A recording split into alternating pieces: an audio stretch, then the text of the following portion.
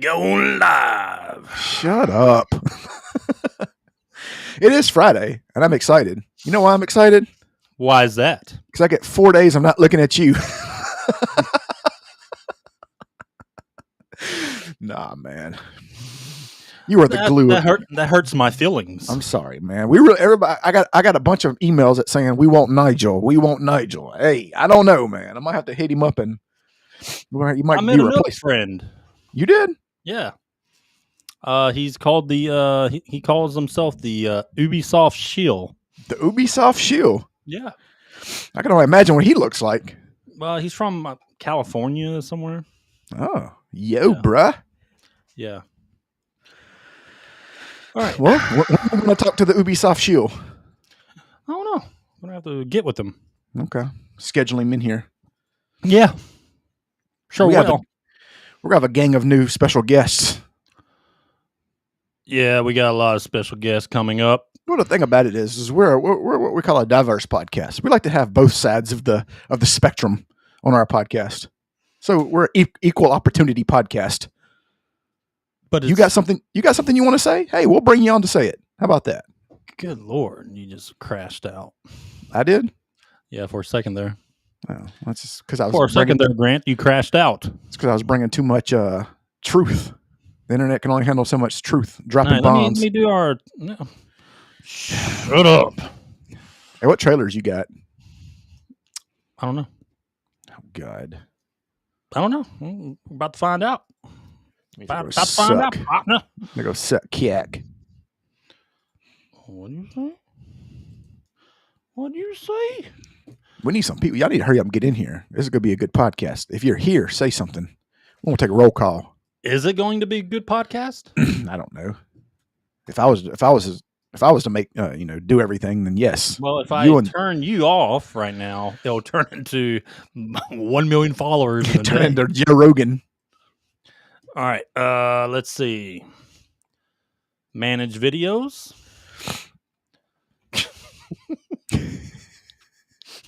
One of your videos sitting at no views. It just got posted, asshole. Like it literally just got uploaded. You posted a video that has 0 views. Oh my God. Motherfucker, it just got uploaded. I'm just teasing you, dude. Don't be a little twat. I got videos of you. You've got no views. What? Your face. All right. Let me get our YouTube link tweeted out on X and Facebook. Yeah, Facebook's ended up being like the one that we neglected the most ends up being the biggest platform. I think we almost had 1,100 followers on Facebook. I found a way that you can tag all your followers too on every post. Oh yeah, you type it at followers. Oh, okay. I think you can only do it so often though, if I'm not mistaken. You don't know about Facebook. No, I do. No, I think you can't. I think you can only do it every so often. Well, I'm about to do it again. How about that shit? Well, no, that's cool. Yeah, I know it's cool. Until you get banned. I know it's cool. Until they ban you, and then you're like, what? They block us. What happened? Why does this guy keep tagging me? I know. And then next thing you know, we done lost 700 followers. Oh, shut up, Grant. Devil May Cry, Netflix. I might cry from watching that show. Don't start yet. Okay. All right. Wait. Okay. That and Nintendo Switch 2. I think we should take hashtag Grant. Hold on. I feel like I think we might have to call an audible. I just thought of a new disgruntled gamer rant. Okay. Or we can add on to it. It's has the shilling got to like an all-time high? Because Devil May Cry has now proved that the shilling is just overbearing. Like it's out of control. Yeah. I think we need to talk about that because it's getting not only have they excuse me, we've talked about them backing themselves into a corner, but now they're just going balls to the wall with it. We'll talk about it, but I think we should have mentioned that because now it's getting out of hand. You only can pin 6 posts at a time. God. Let me get rid of one of these videos. Let's see. Here we go. Get rid of the one with you. I'm on all of them. Sorry. Unfortunately, that's why we got such a Grant. That's why we only got 3 views. God, I hate you. All right. Okay, Grant. What? I think everything's been tweeted out. Okay. Twitch. I haven't checked Twitch. I don't really care about Twitch. Rumble. Do we even still have Rumble? Yeah, Rumble's still up. Have you not been posting your videos to Rumble? Oh shit, I forgot. God. No, actually, I swear to God, I forgot about Rumble. I need to do that because I just forgot. What do you mean? Why? What do you mean? Dude, we've got more views on Rumble on our main podcast than we have on our. I got to do that. It's good. Luckily, I didn't. You do. You have to do that. Luckily, I didn't delete them yet. No, I'm glad you didn't. Delete your face. Oh, you got me good. Well, I sure did. I forgot all about Rumble. I got to make that a priority. I'm new to this.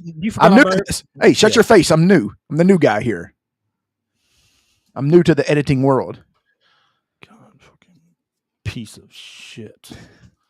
We could go back to the old dynamic where you do everything and I do nothing. Well, then nothing will get done because you can't. Exactly. So I have to just get used to it. I got to get. All right, trailers, Grant. Trailers. So what we got on trailers, Grant? Let's do this one. Let me download that one. Downloading. It's downloading. Why are you downloading them? Why don't you just save them and watch them? Downloading. Why don't you shut the fuck up?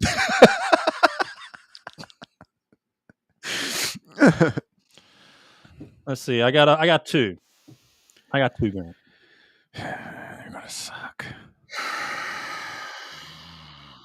What? No, they're tight. They're tight, dog. They're tight, dog. Big dog. Big G.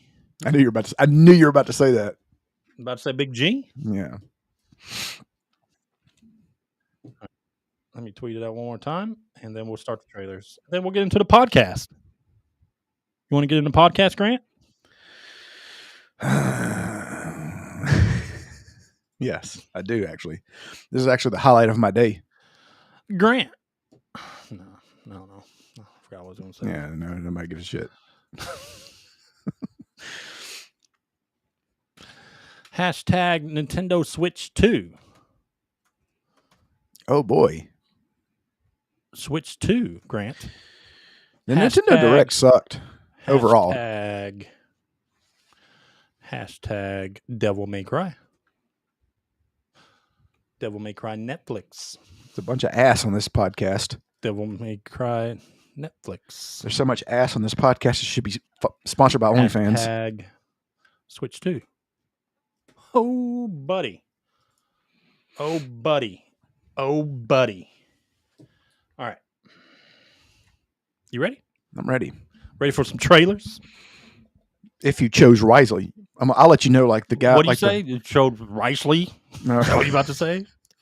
I'll let you know. I'll be like the guy from Indiana Jones 3, The Knight. I'll let you know how you chose. Like some wise motherfucker. I'll let you know. All right, let's go to our YouTube. All right. And go to downloads. Go to downloads, Grant. All right. Can you see that?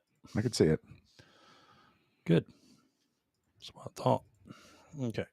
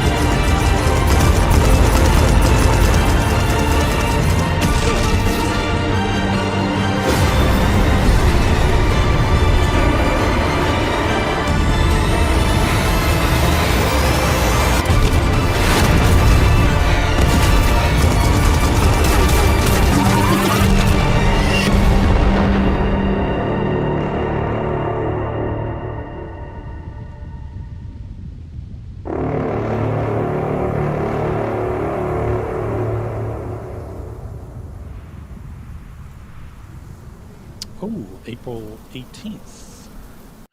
Looks pretty good. I feel like the whole Sky Pirate thing is played out though. Like it's just there's a lot of games like that. Well, I think this is one of those sandbox survival games. This one has airships. April 18th release, Lost Skies. Doesn't look bad though. Looks cool. It looks epic, right? And the music sounds great. But the only how often do you hear that music? But the only bad thing about these games is you saw how you got an airship and got these cool fucking guns. Yeah. How long does it take to get there? Yeah, it's true. You know what I mean? Yeah. That's the only bad thing about these survival games. Grind and craft and build. Like those are the best guns, and they're showing you in-game stuff. Yeah, it just really kind of depends. Okay, next trailer, Grant, and then we'll get into the podcast. The White Queen's reign begins.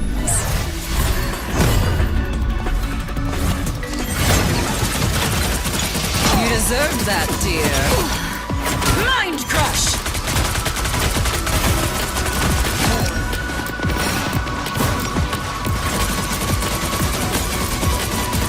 You were beneath me. Impervious! Pathetic! How embarrassing!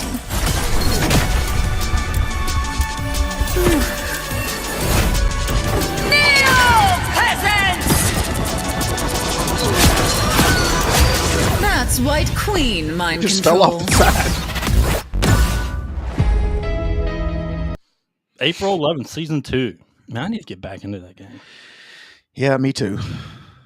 But I'm playing so many other things.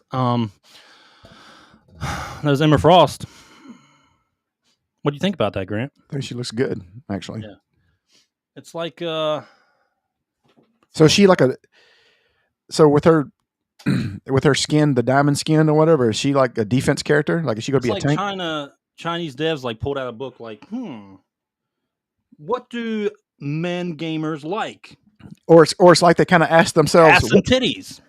Okay, we'll just kind of like that. Or it's kind of like they looked at themselves in the mirror and said, "What do I like as a man? What do I like?" They've cracked the age-old fucking lock of what gamers like. That for some reason these past 10 years we've just for some reason forgotten about the secret. Like, I know, well, here's the thing: is time travel would be easier to solve than Western game developers figuring this out. Like that's it's like a concept. It's like the easiest concept, and yet they don't grasp that concept anymore. It's like everybody who used to is either dead or retired.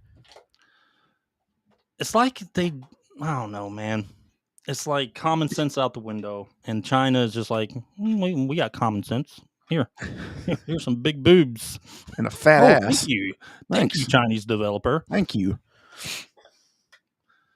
And that game's still making a ton of money and still has a shit ton of players. Yeah. And now it's about to have season 2 that's going to bring all those players that got, burnt out. Finish everything in the first season. Now it's a whole nother battle pass and everything. Yep. They're coming all the way back. They're going to make more money. And now these guys recently released, they're going to do it monthly now. They're pushing content monthly with new characters.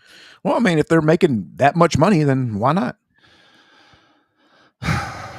Keep the well-oiled machine going. Okay. Let me close that. Grant, Are you ready for that podcast? Let's go. Are you ready for the podcast, Grant? Let's go. No, what? Why'd I say it like that?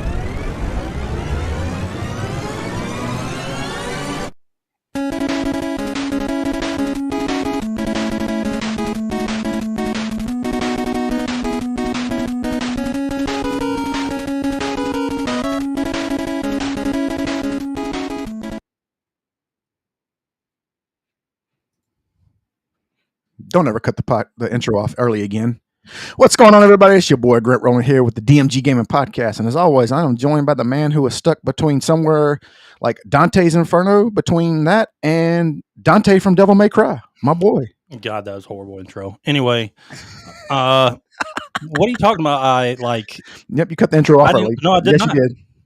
No, I'm going to have to edit it because you were talking the entire fucking time. Doesn't matter. At the very beginning. I'm going to have to edit it. I'm going to have to go back and just redo the whole podcast. You mean the podcast that I just send you and you just click, upload the Buzzsprout. That's it. And that's all you do. That's all I do.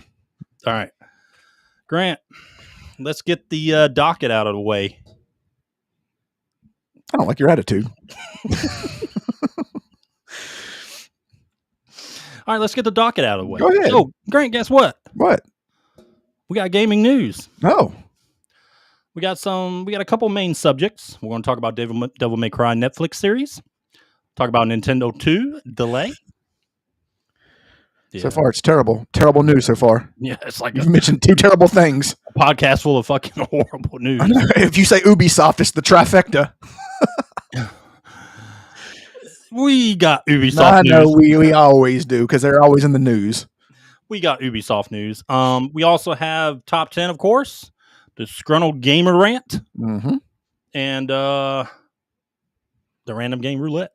Dude, that last random game roulette was crazy. It was weird. I never saw because I never knew about that game.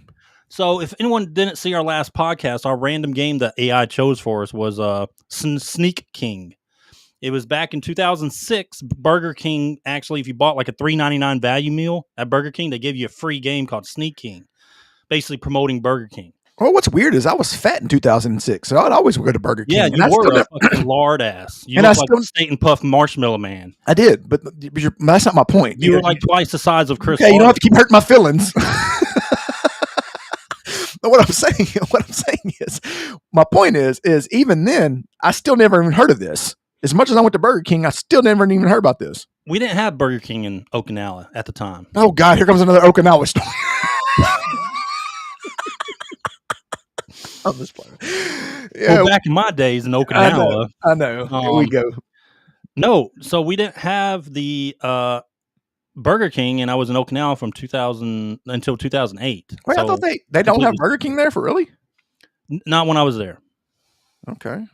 But they had McDonald's. Is McDonald's, they had A&W, and that's like a weird franchise to have.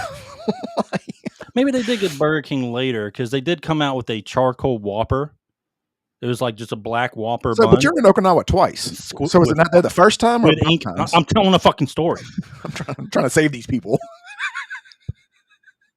Anyway, the Whopper, the charcoal black Whopper had squid ink. I remember that. Ugh. Yeah, but that was like late 2000. Yeah, that was about 2007, 2008.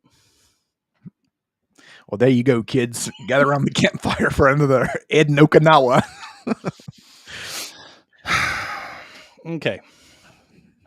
You guys ready for gaming news? Motherfucker said A&W. Why the fuck did they have an A&W? I can't bypass that. A&W was legit, man. Well, I know that. Root beer floats and all. I know that, but that's not like a big franchise anymore, is it? No, not anymore. Overseas, though, they do have them.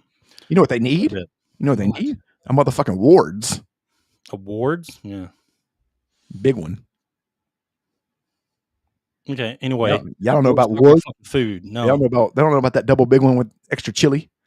Yeah. God, fucking fat. All right. So let's go to our X and go to our bookmarks. And let's do some gaming news. I got to share that tweet later, too. All right. Let's see. Let's do bookmarks. Damn, dude. I keep seeing those Emma Frost pictures on our X. Like the new skins they have for them. Yeah. That they want to have. Good Lord. All right. Let me know when you see this. Sharing now. Sharing that X. All right. Oh, God. I see GameSpot. Why the... All right, so this is where politics. I mean, say what you want, but these guys are always talking about like they're obviously fucking like anti. First off, they just hate Trump. They have TDS. Their entire staff has TDS. I don't care about that. But regardless, their gameplay still talking about fucking politics. You know, do you remember? It's kind of like The View. Do you remember when The View used to be like an entertainment show where they used to actually bring out actors? Yeah. And the reason why I talk about that is because when I go to the gym in the morning, like that's when I'm doing cardio, that's what's on TV. And it's always, and I only have to read I just read the subtitles, and the subtitles is Trump, Trump, Trump. That's all I see. I think to myself, my God. So let's watch these soy boys talk. Uh-oh. This is GameSpot now. Why doesn't Nintendo just make these consoles in America? Let's go ahead and create an infrastructure, a workforce that is non-existent. Where is any of these chips going to come from in America? It is asinine to think that that is something you can do. The Nintendo Switch 2 may be the catalyst for people to finally wake the up. Despite, this government disappearing people, this is the kind of stuff that does break out. Switch 2 announcements all over mainstream news yesterday, right? It's a big new consumer electronics product. It's bad from every angle, but it's this kind of lightning rod that can cause people to maybe pay more attention than they would otherwise. Oh, we're a conspiracy podcast now. Is he wearing a robe over a t-shirt? That's what it looks like. I don't fucking know. Dude, like, this is what I'm talking about. Like, these guys have lost their fucking message. Like, they're no longer, they're not a game publication. They're not gaming news at all. They're just fucking radical left fucking news cycle spin fucking factory is all they are. Well, what's weird is they think that we couldn't make these chips. Well, if we opened up a factory, yes, the fuck we could. I mean, these people, America's not full of stupid fucking people. Listen, man, how many fucking times do they get proved wrong time and time and time again? Yeah. It doesn't matter though. Non-fucking stop of them just taking an L right to the face, and they're going to take an L probably within the next year or so. Yeah. I mean, oh my God, I have to pay $30 more for my Nintendo Switch 2. Oh, those game prices, Jesus. Well, I mean, here's the thing is, they're talking, this is what I don't understand. They're talking, why don't they talk about that? Because they announced $90 games before Trump announced the tariffs. For being on tariffs. Yeah, that's true. But it doesn't matter to them. They gotta push. Well, they gotta push the message. Yeah, well, he needs to push a shower. I'm going to talk about this later. Devil May Cry. All right, exclusive from Insider Gaming. New Deus Ex. How do you say that, Grant? Deus. No. How do you really say, Grant? New Deus Ex. No. This is how Grant says it. New Deus Ex game pitched by Eidos Montreal. You never have to. Well, first of all, I thought Eidos went out of business, but second of all, I did think Montreal. I thought they did go out of business. I thought they were done after they just moved to Canada. Shitty Tomb Raider 3 or whatever it was. But yeah, Deus Ex. That's what I said. Deus. So it looks like they might have a new game. And guess what? The third game is going to have even more microtransactions than the last game. God. Soon they're going to have it where you have to put, before you even play, you have to put your credit card in before you can even play. Oh, God, dude. Anyway, so I would be excited about this if this was like after the first game announced, but we had the second game. You can't erase that history. Nope. So I'm kind of whatever on this one. Yeah, I don't like these games anyway. Not me. I like the first one, man. The first one was actually really good. All right, let's keep going. Oof. Say it isn't so. Sweet Baby Incorporated reportedly dropped by Sony as gaming giant cancels several projects with SBI involvement. I wonder why. I think everyone's waking up, maybe. Some people aren't. Some people are not waking up. GameSpot is definitely, they're still back in 2016 campaign. That's where they're at. But yeah, so this is good. They need to get rid of all that crap. Focus on good characters, what things that gamers want. They don't want all that bullshit loaded up into their game. It's funny that not a lot more people are talking about that. That's pretty big. That's a pretty big deal. It is. It's huge. All right. Sad news. Ah, man, I hate that. I'm your Huckleberry. Val Kilmer dies at 65. Dude, this is sad. What are you talking about? No, I'm talking about you did laugh after you said that. That was terrible. You said Val Kilmer dies at 65 and you busted out laughing. That was awful. Anyway, star of Top Gun, Batman Forever, The Doors. Why don't I have Tombstone on this? That's one of his best roles. I know. Do your impression again. I'm your Huckleberry. Awful. You have dug up Val Kilmer and spit on his grave with that impression. Anyway, yeah, but Val Kilmer was awesome, dude. It was great.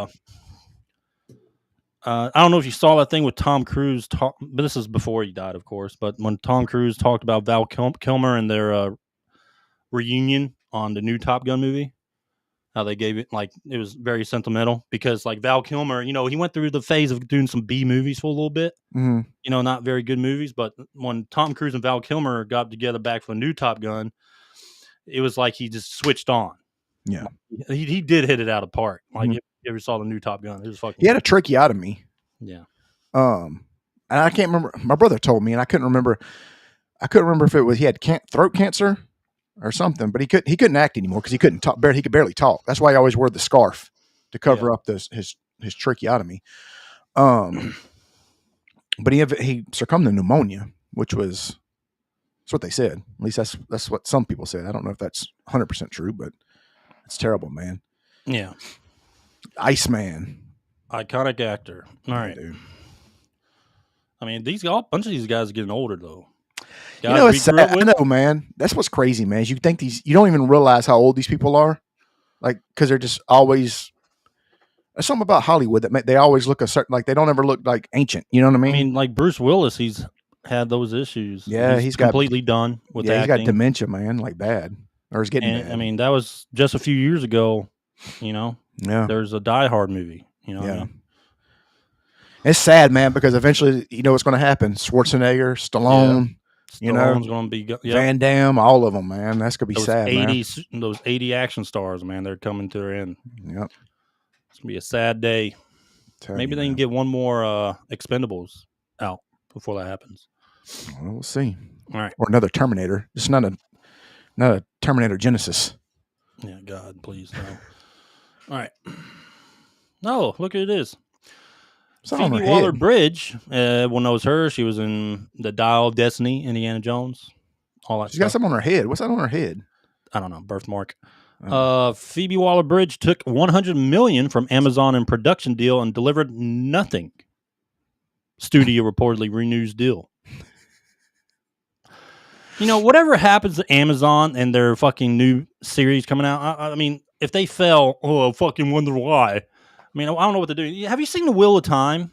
No, I don't watch that crap. Based off Robert Jordan's fantastic fucking fantasy series? Yeah, but I haven't watched any of the new stuff. Nuh-uh. Well, I sort of got they've changed. I mean, first off, you have Lan in there, which is Morgane's Sadai's warder. Mm-hmm. In the book, he's a big motherfucker. Mm-hmm. I'm talking about bigger than Alan Rickman not Alan Rickman, but what's his damn name that plays in Reacher? Me. No. The guy that plays Reacher. That's his name, Alan Rickman. Alan. I know you're talking about that. Yeah. Anyway, that guy. I mean, Lan was bigger than that motherfucker in the books. Damn. But they made him into this. Basically, me. God, no, not you. You're fucking barely 5'10" or 5'11". You short, fucking little 5'11". Don't despair me here. But anyway, he was huge in books, and they made him into this tiny little fucking dude. Well, it's ridiculous. It's because they're terrified of. I don't know. It's they're terrified of masculine men. You can change whatever you want in the fucking story with all these young fucking writers for these series. They're fucking young and they think, oh, well, I'm better than the writer.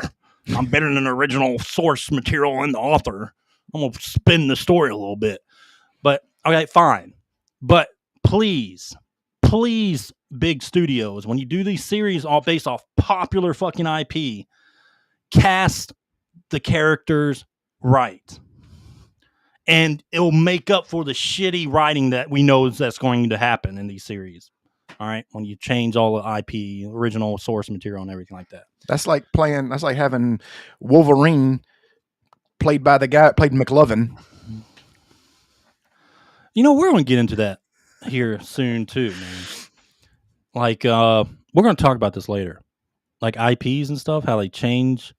Oh, it's terrible. Things. We're going to get into that when we get into our Devil May Cry Netflix review. I'm glad I didn't watch it. I'm glad I didn't waste my time. We'll get to it. All right, let's keep going. You know, Phoebe Waller-Bridge with a skid mark on her head. And here's Emma Frost skin from Marvel Rivals. Jiggle physics is a thing. The title from Pirate Nation is China Won. Oh yeah. Because we can't get our heads out of our asses. All right, let's see. Oh, here we go. Ah, yes. Now we're at familiar territory. Good old Ubisoft. All right. So, hold on. Before you say that, let me preface this by saying we talked about this last week. Now everybody's talking about it this week, guys. If you want up to date news before it hits, just listen to this podcast. We're going to tell you everything that's going to happen. We're soothsayers. We're basically from the future. Go ahead. Yeah. So, if you guys want to go back and watch our Fall of Ubisoft video and then the reincarnation of Ubisoft, go watch those. Or just go to fucking like episode 3 of our fucking podcast and then listen to every other episode. Yeah. And we'll tell you all this stuff that we're hearing now. We talked about how it was going to unfold and everything unfolded. Everybody's as late. We said it. Anybody who talks about it now is late. We were the trendsetters. But anyway, this article, Ubisoft's Tencent's new partnership is the beginning of the end for Assassin's Creed. Oh no. Uh-oh. Who would have thought that? Who said that first? Uh-oh. They're finally catching on. All I heard is 2 million players. That's all I heard. Ubisoft has potential, but they need our guidance to stay relevant, said Martin Lau, president of Tencent. We'll help them evolve, and that means focusing on content that delivers long-term, consistent revenue. Okay, that sounds good. Are you happy now, chuds? Why don't you just buy the game? We want to play shit. Mad, dude. I know. You're so mad. We said, listen, we just did common sense. That's it. It was common sense. Everything you looked at, it was going to happen. Correct. It wasn't the chuds, the left or right, the liberals and the conservatives, the chuds versus the, what are they called? The woke people. It wasn't that. It was just looking at how everything was unfolding and telling the facts and the truth on how everything was going to happen. And that's all we did. Ed? Now everyone's playing catch up. Mm-hmm. I love being right. Don't you love being right? I kind of did. I love it. I went after some people on Facebook. You got those posts like saved. I was like, I'm going to come back. Yeah, you got a Vince Carter dunk on these people. But what's that? Let me ask you a question. Those last 2 words, what do they say? What does that say? What? Those last 2 words in that post, what does that say? In the bottom post? Yeah. What does that say? No, not hers. Above it, in the green. In the green. It says consistent revenue. Oh, so what is our stock at right now? Oh, you want to see that? I do want to see that because this goes into consistent revenue. Now, we all know the stock market took a hit these last 2 days, but god dang Ubisoft, you got blown out the water. Some people have taken hits a lot more than others. Yeah. Some people took bullets. Some people took rockets. All right, here we go. Let me pull this up. Because this is the exact opposite of consistent revenue. Yep. All right, let me go to pictures, screenshots, and here it is. $2.04. Ooh. They were just at almost 230 something a couple of days ago. Their previous, just the day before, they were at 223. Previous close. Now, you can say tariffs and all that stuff, you know. Wow, 52-week low. Ubisoft is a what? Europe-based company mainly. They have some studios all around the world, but Ed, I don't want to hear the 2 million players.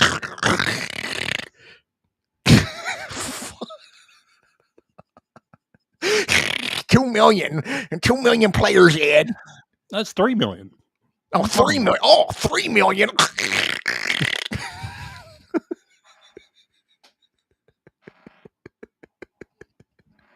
You know, it's funny how you say that. I imagine that every time I read one of those guys. Dude, that's exactly how it is. When they're shilling for Ubisoft, trying to like, they're just like, dude, they're fucking floundering. Dude, I feel like they're trying to just make shit up now. They are. To like, pretend like they were right. I know. It's just like a big breathing fest. Everybody's got their PAP machines on. They can't breathe.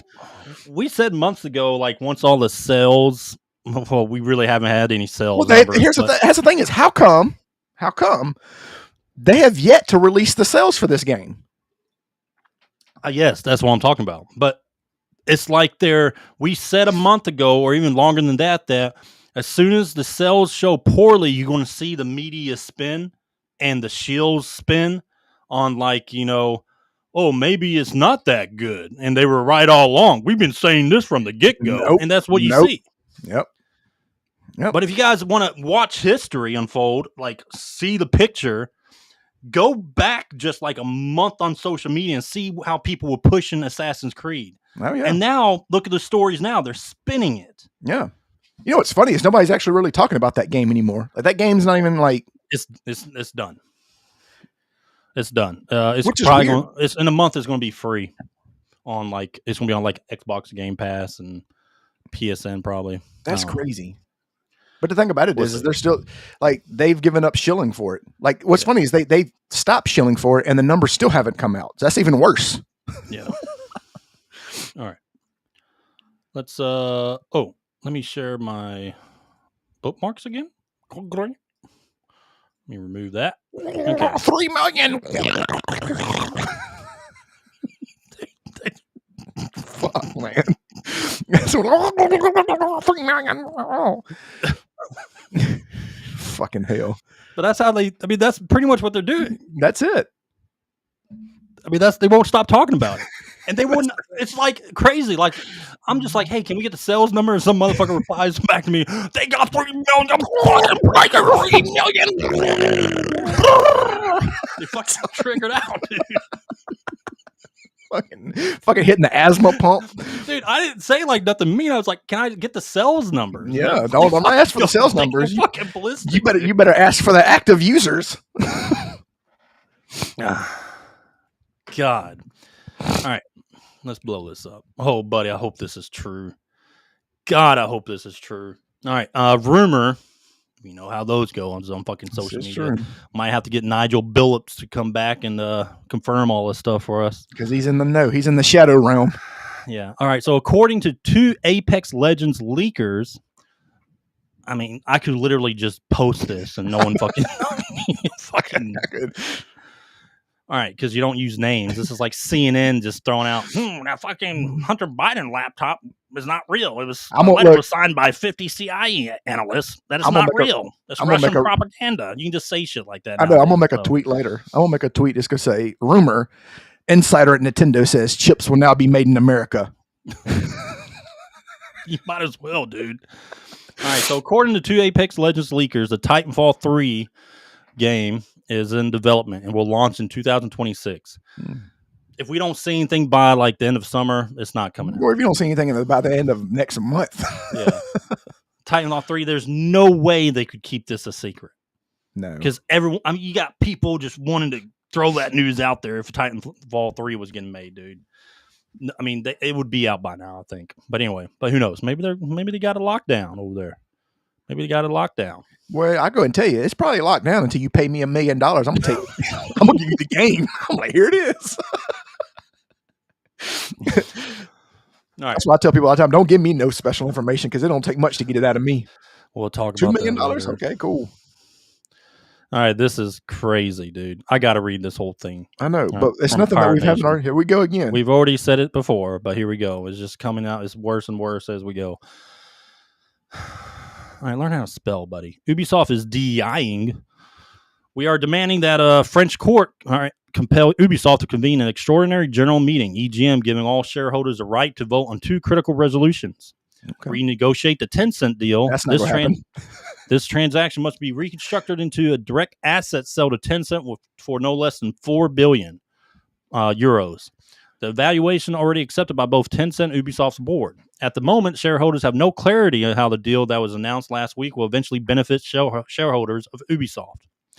Now, these are demands from investors, demands Ubisoft to renegotiate the Tencent subsidiary deal. Boy, I have never seen people demand this much that have no negotiating power whatsoever. Yeah. And next is distribute an extraordinary dividend. Following the sale, Ubisoft shall return 23 euros per share in cash to shareholders, totaling 3 billion euros, while preserving 1 billion euros to cover remaining corporate net debt. Tencent be excluded from voting. That ain't happening, bro. No. Tencent is getting them out of debt. That's the whole point of this deal. It is to pay off their debts. And if no one else comes to the table, which they really can't, being that Tencent already owns, well, what we know of, already owns, what is it, 𝐿𝐼𝐵𝐼 Brothers and Limited company? They own 49.99% of that company. You know what this reminds me of? This is like the Three Little Pigs, but they're negotiating from the straw hut to the wolf. That's basically what's happening here. 𝐿𝐼𝐵, see, this is what I'm talking about. 𝐿𝐼𝐵 Brothers Holdings voting rights be limited to their non-Tencent linked shares. That's not going to happen. What? None of that's going to happen. First of all, you know what? I want that to happen. Take Tencent out of this picture. Take them out. Yeah, then they'll be dead. You want to see a fucking just a fucking collapse? It'll be a big implosion. If there's nothing major changes to Ubisoft in the next year, you want to see a major collapse, even though it's already been a major collapse? It is going to be horrible if you take Tencent out of this picture. It's funny that these investors think they have this much power. They don't. There's nothing. They have nothing. They have nothing. Maybe they deserve this, dude. If these fucking people are like this, like, I'm sorry, but Ubisoft as it is now, if it didn't make major changes, which I guess these investors don't want major changes, but if they don't do major changes, as in get themselves out of debt through Tencent, it's going to be way worse. It just baffles my mind. Like they're just trying to. It's like they're trying to strong arm Tencent. And they don't have. So hold on. The issue with this is the bigger picture of this is the shareholders. Now you have multiple companies already of Ubisoft making up almost 18,000, 19,000 employees, right? Mm-hmm. Different locations. They know that Tencent. They know, we said this fucking a few podcasts ago, that these places, a lot of these places are going to start shutting down and a lot of employees are going to lose. Now, what does that come with the shareholders? You don't think they have special interest with some of these other outlying Ubisoft places? Mm-hmm. You know what I mean? Yeah. Like connections and stuff, which they're trying to stop from happening. It's a bigger picture. And this is why they're kind of pushing back on this. But they know what Tencent wants to do. And what's partly on the more of a deal that we haven't seen yet on this is the complete restructuring of Ubisoft. That's not Tencent's a part of, but you think they're going to take you out of debt if you're just going to continue as is? Correct. No. So now you have that, and then you have the subsidiary, which you think Ubisoft is going to be the only one in charge of hiring people and bringing certain people to this subsidiary? No. Tencent will have their consultants, and they will bring the best of the best that they see fit to be in this subsidiary that's going to take over their major IPs. And everyone else is a lot of people. I'm not going to say everyone, but a lot of other people are going to be fucked. As soon as they handed me this, I would have laughed at them in French, Japanese, Chinese, and English. Yes. All right. You ready? Yep. Let's keep going. But no, go ahead and keep listening to those other people. Ubisoft is okay. This is a horrible deal. It's horrible. They need to continue as is. Then you're just never going to have a fucking Assassin's Creed ever again. Yeah. Well, Emma Frost again. I think we already saw that, right? Yeah. Let's keep going. Here we go, Grant. Does this need to be made, dude? I don't know. let's watch it. SWAT units responding to hostage situation. What? I said before you play it, listen. I think it does because Seth MacFarlane is good at these type of movies. I mean, he's just good, you know. Liam Neeson's such a serious actor. You know what I mean? He can be funny though. He can be funny. It's just, man, but like Leslie Nielsen was funny. Like that was his thing. Yeah. Just You know what I being mean? funny. Like you're asking somebody to go from I will find you, I will kill you to making spoof movies. Now I'm not saying they can't work. I'm not saying that. I'm not saying that at all. What I'm saying is like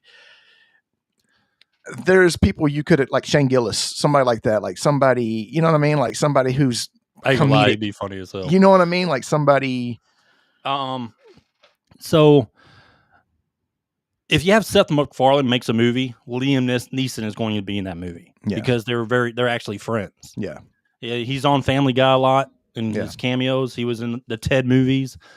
But yeah, I mean, Once Upon a Time in the West or whatever that movie was. I'm anxious to see how it works, but it has potential. I mean, you can't. I mean, I'm kind of like, do I need to? Did we need this movie? Not really, but maybe it might be funny. Let's see.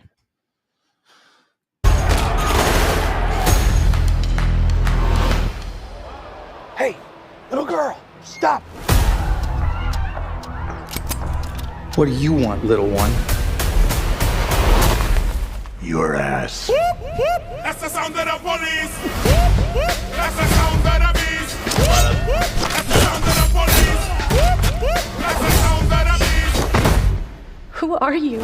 Frank Drebin, Police Squad. The new version. That's the sound of the police. Hi, Daddy. It's me, Frank Jr. Love you. Hey, Dad. Boy, do I miss you. Stingray.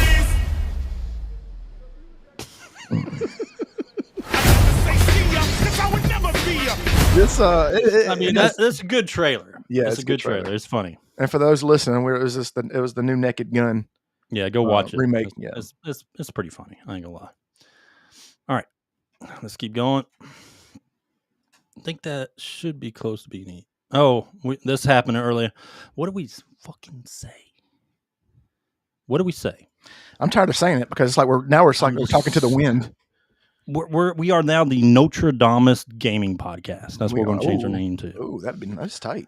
But anyway, Ubisoft Leamington. I don't know. Is that Can you spell? Doesn't matter now. After many incredible years, we want to share the news that Ubisoft Leamington has officially closed its doors. We fucking called it. Anyway, we are beyond grateful to our talented team whose creativity, passion, and dedication has left a lasting mark on the games we created and the memories we shared in the gaming community we built in Leamington. As part of this transition, we'll be merging our account with Ubisoft Reflections, where you can continue to stay up to date with the latest news and developments from our UK team. For those of you who are in and around Leamington, you'll still see our remaining team around town and at local industry events. Remaining team is like going to be like begging for a job. Fucking people. Prepared Thanks for being artists, part of our journey, and we truly appreciate your support. What's up, Prepared Artists? All right. You go see them around town, fucking handing out job applications. Working and lurking. Hey, appreciate you joining, man. All right. Let's see. All right. Anyway, that's it for that. And we already told you Ubisoft's going to start closing down stuff, and they're not going to be the first ones. Oh, what did I do? There we go. I think the rest is Devil May Cry. We'll get to that later. We already talked about that. All right, and we talked about that last week. Okay. So, Grant, let's close that for a little bit. Let me pull up this image. Let's get to one of our main subjects. All right.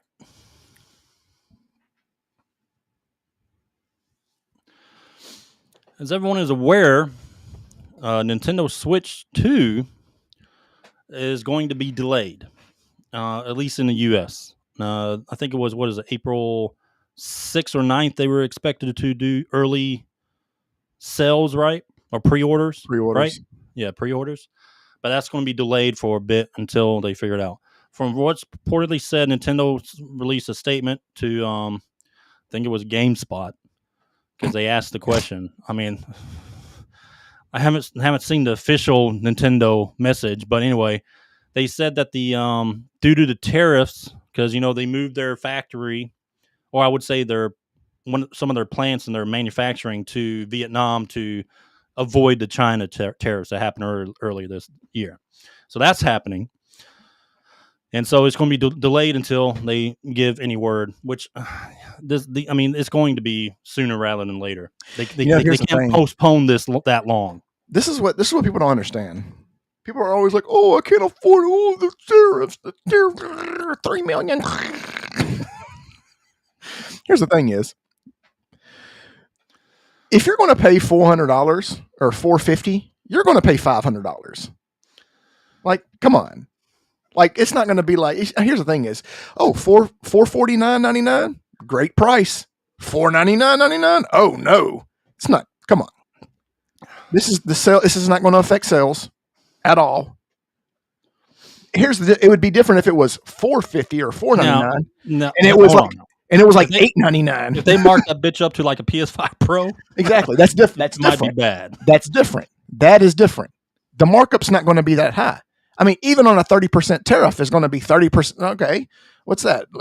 Another $60. Yeah, whatever. I think the biggest thing was like the games were already expensive. Yeah. Like the Nintendo Direct announced those games as being $80 ahead of time before the tariff. You know what I mean? So it's kind of like people don't realize how cheap these things aren't expensive to make. Like, they're not. They probably cost $60 to make. $60 to $70. Yeah. I mean, that's just being real. I mean, these parts and stuff are so cheap, or whatever.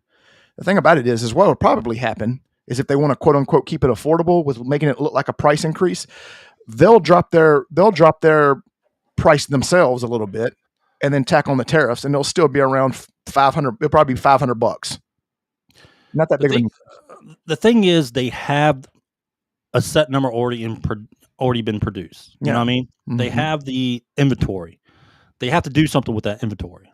So this delay of getting the pre-order is not going to last that long. No. I wouldn't be surprised if they come out a little bit here soon and be like, okay, it's still April 9th or whatever for pre-order. All these companies are going to all these countries are going to cave anyway. Doesn't matter. It's because the thing about it, because here's the thing is, do you know what China, just for those, this is not a political podcast, but just for those who don't know, China imposed a 34% increase on American goods coming into China. Yeah. So basically they taxed their own people 34% more. Remember now, it was already 60%. So before that. So now they added another 34% on top of that to their own people. So they're only hurting their own countries. Yeah. Anyone that has everybody who's complaining, the economic giant that the United States is going to learn soon, very soon here, on what's going to happen with these tariffs. Correct. You're not going to beat us when it comes to this. Just not. Because when your companies are when your countries are smaller, well, minus China, but let's just take France for example. When your countries are smaller and you have that many people, and then you start imposing all these tariffs on your own people, well, your stuff's already expensive, and then it gets way more expensive. So you're only hurting your own people. So you have no choice but to come to the table and negotiate. That's it. And so you're putting China into a corner here, because if they want to increase tariffs, and Trump wants to increase tariffs with them, but what you're doing is they're putting themselves in a corner, because they're just trying to save face really right now. But eventually there's going to be some type of deal that is going to be worked out between the United States and China. But what China doesn't want is our manufacturing to explode. Correct. Right now, where we start manufacturing goods that we usually get from China for a very cheap price, but we start manufacturing goods and start relying on our own internal manufacturing vice going to China. They don't want that, because China's economy depends on it's all based on the United States. I mean, their shit's cheap anyway. But the first thing that's going to happen is like all the e-commerce and stuff.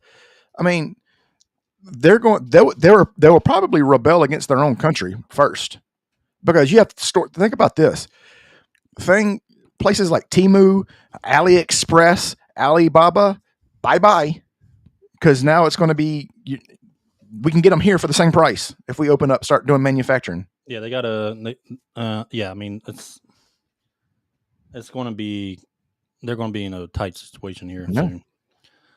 But anyway, so let's move on. Oh, I did want to talk about,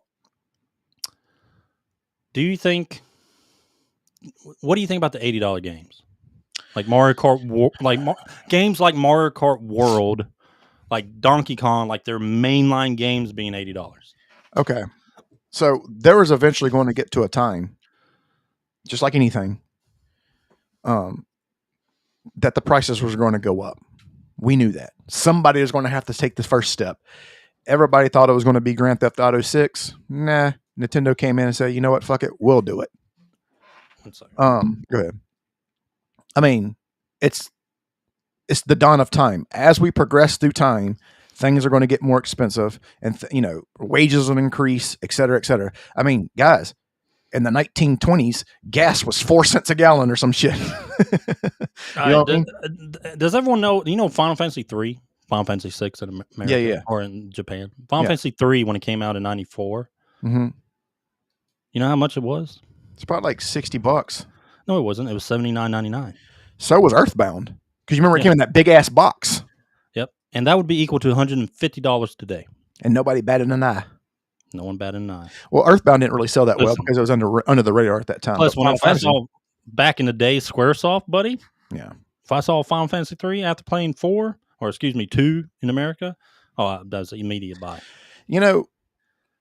These people take out the average person. You know what I mean? Like, when it comes to video games, there's certain things that people draw the line for.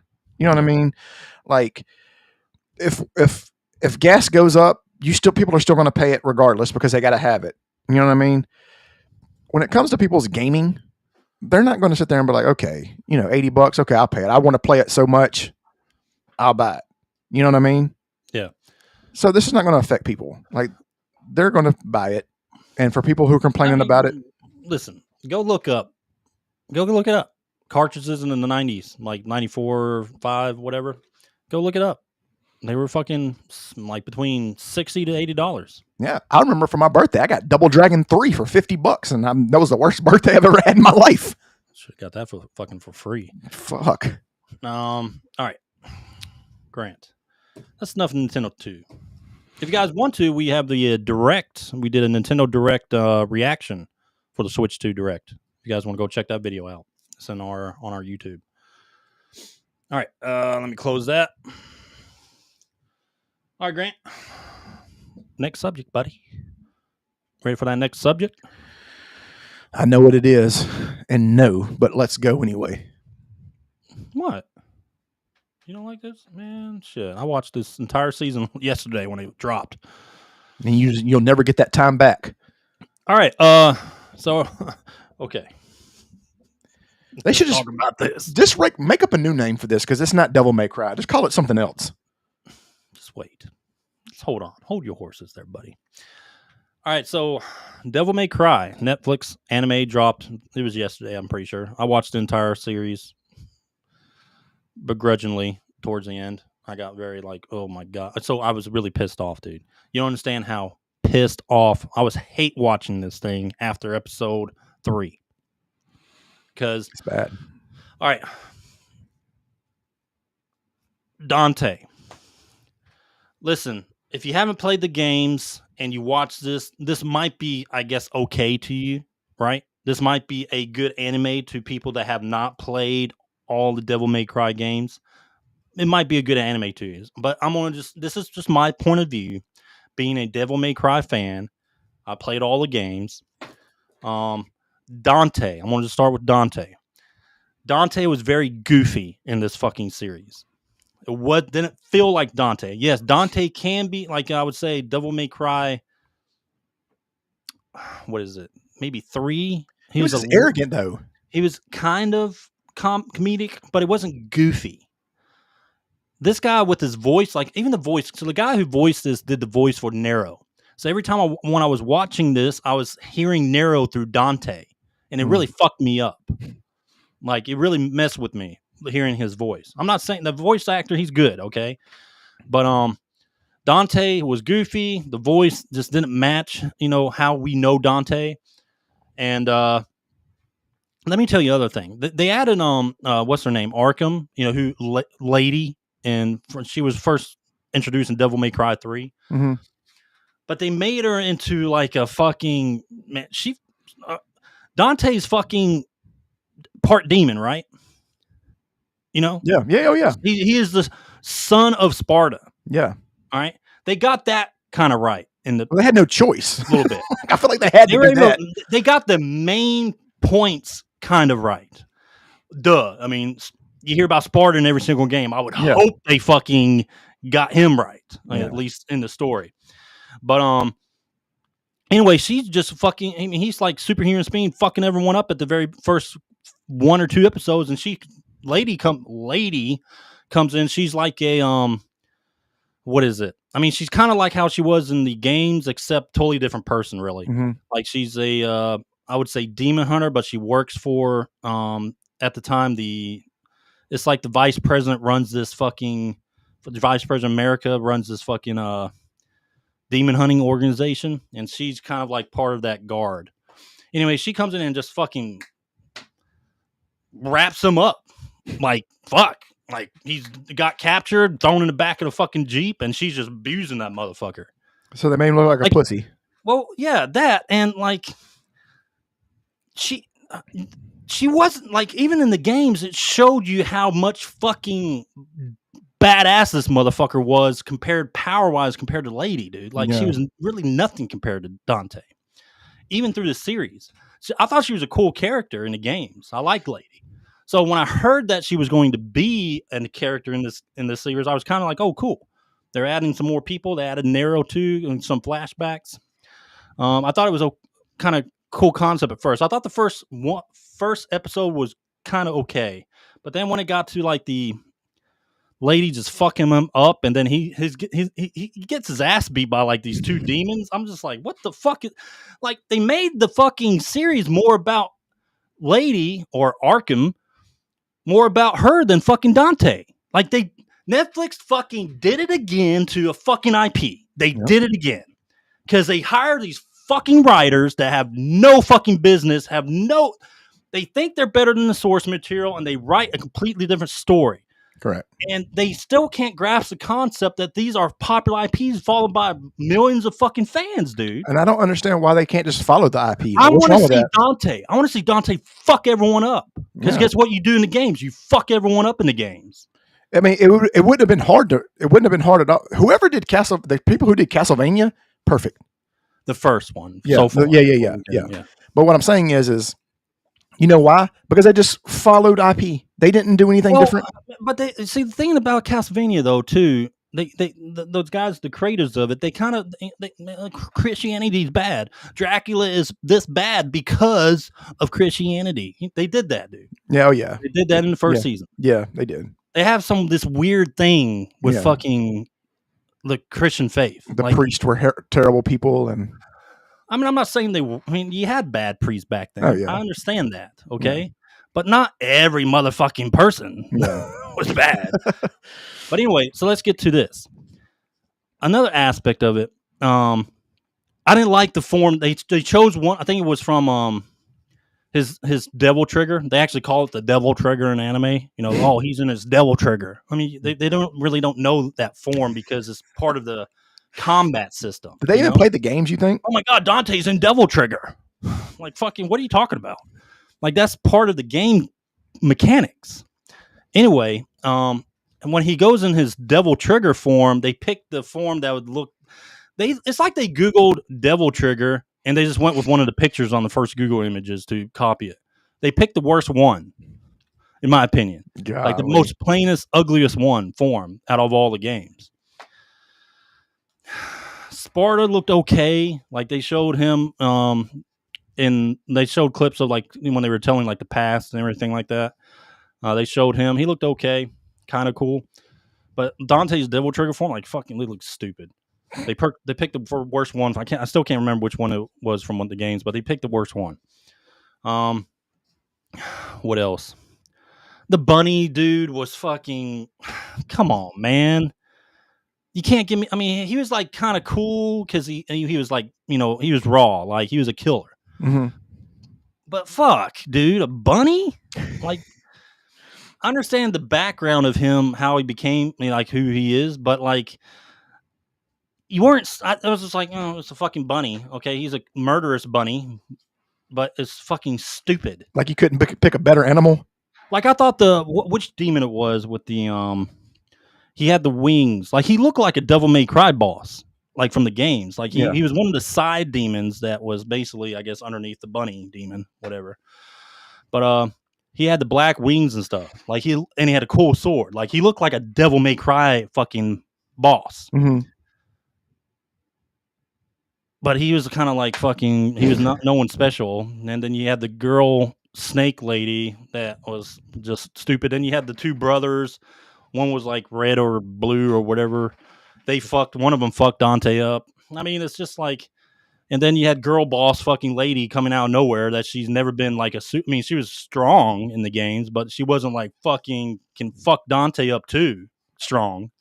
She was never that. So they basically made Dante like Vegeta. And they did it with the Netflix fucking series with The Witcher. Yeah. They take, why do everyone likes The Witcher? How did The Witcher become so popular? Because of fucking Geralt. Yeah. Geralt is why you have The Witcher. So when you make a fucking series or a show or whatever about The Witcher, what should you probably do? Make it about mainly Geralt. Yeah. Oh, cool. We understand there's Yennefer. We understand there's Ciri, but holy fuck, dude.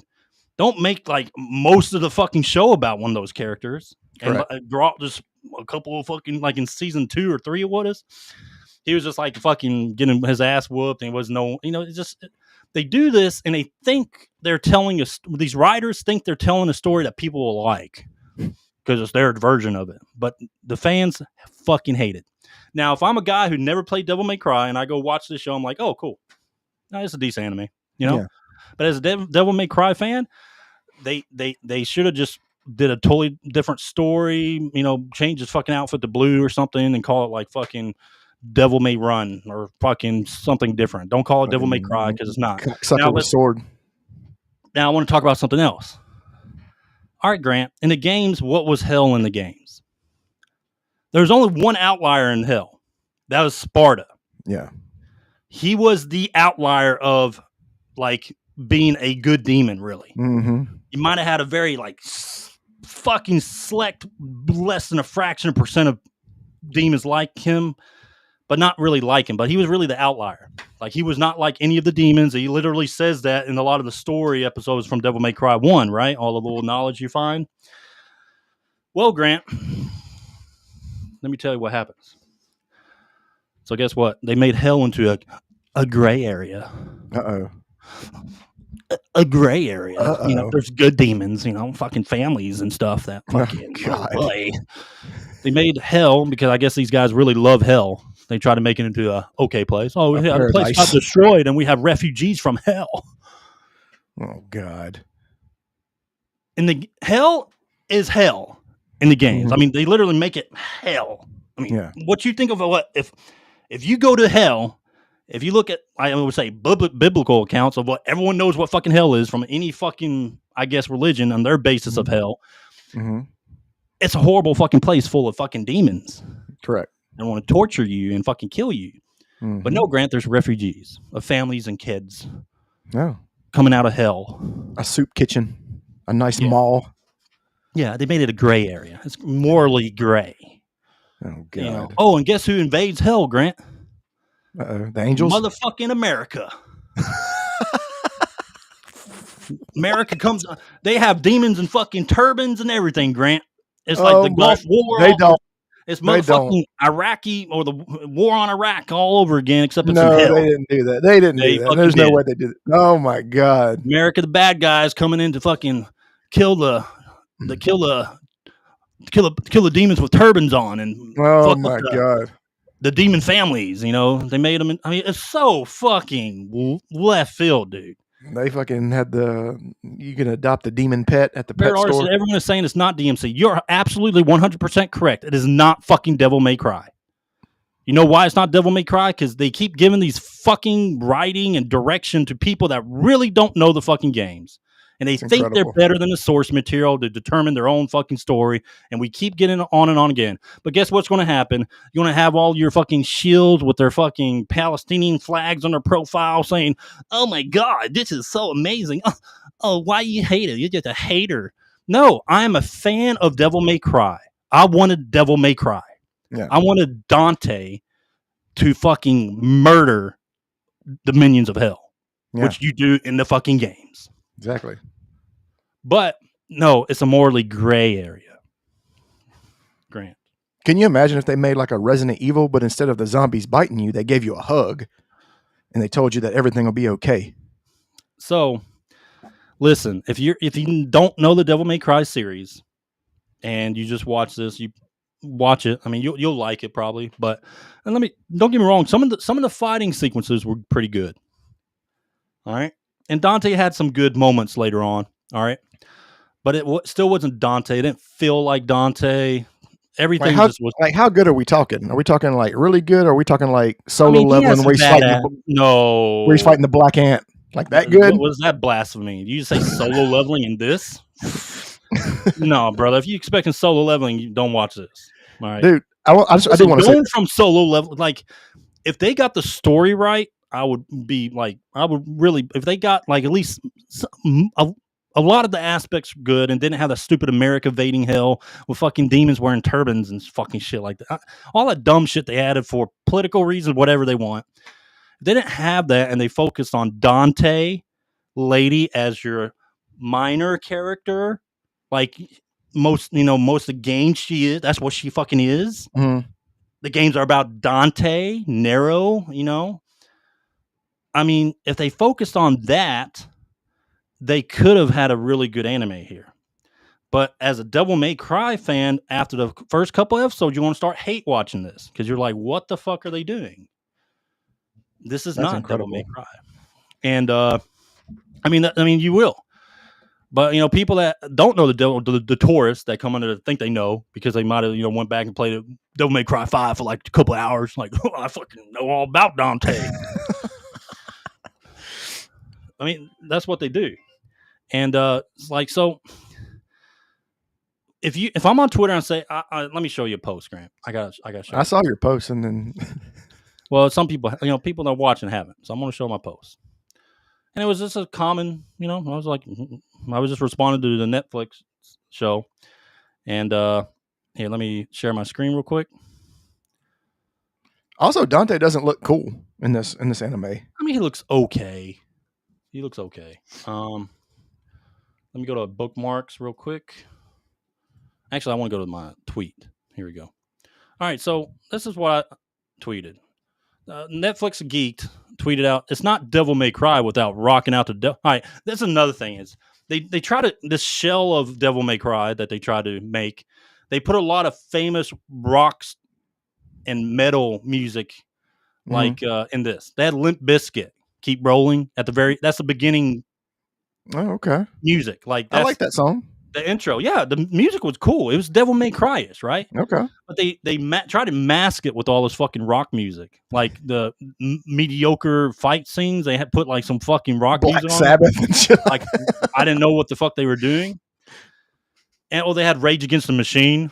Oh God! It turned out to be a bunch of pussies. Yeah. I was like, when they had the Rage Against the Machine music, dude. I was like, oh. Wait, hold on. What song? What song? I can't remember, dude. But they had old Rage Against the Machine was great. New Rage Against the Machine was terrible. But what we learned from Rage Against the Machine, they're actually a bunch of pussies. They're the machine. They're not really Rage Against the Machine. They're Rage for the Machine. Yeah, now that's what they do now. Yeah. Yeah, America invading hell is base. Dude, it's just so bad though, because they made it into like a Middle East invasion into hell, dude. It was really bad. They should have had Hulk Hogan versus the Iron Sheik.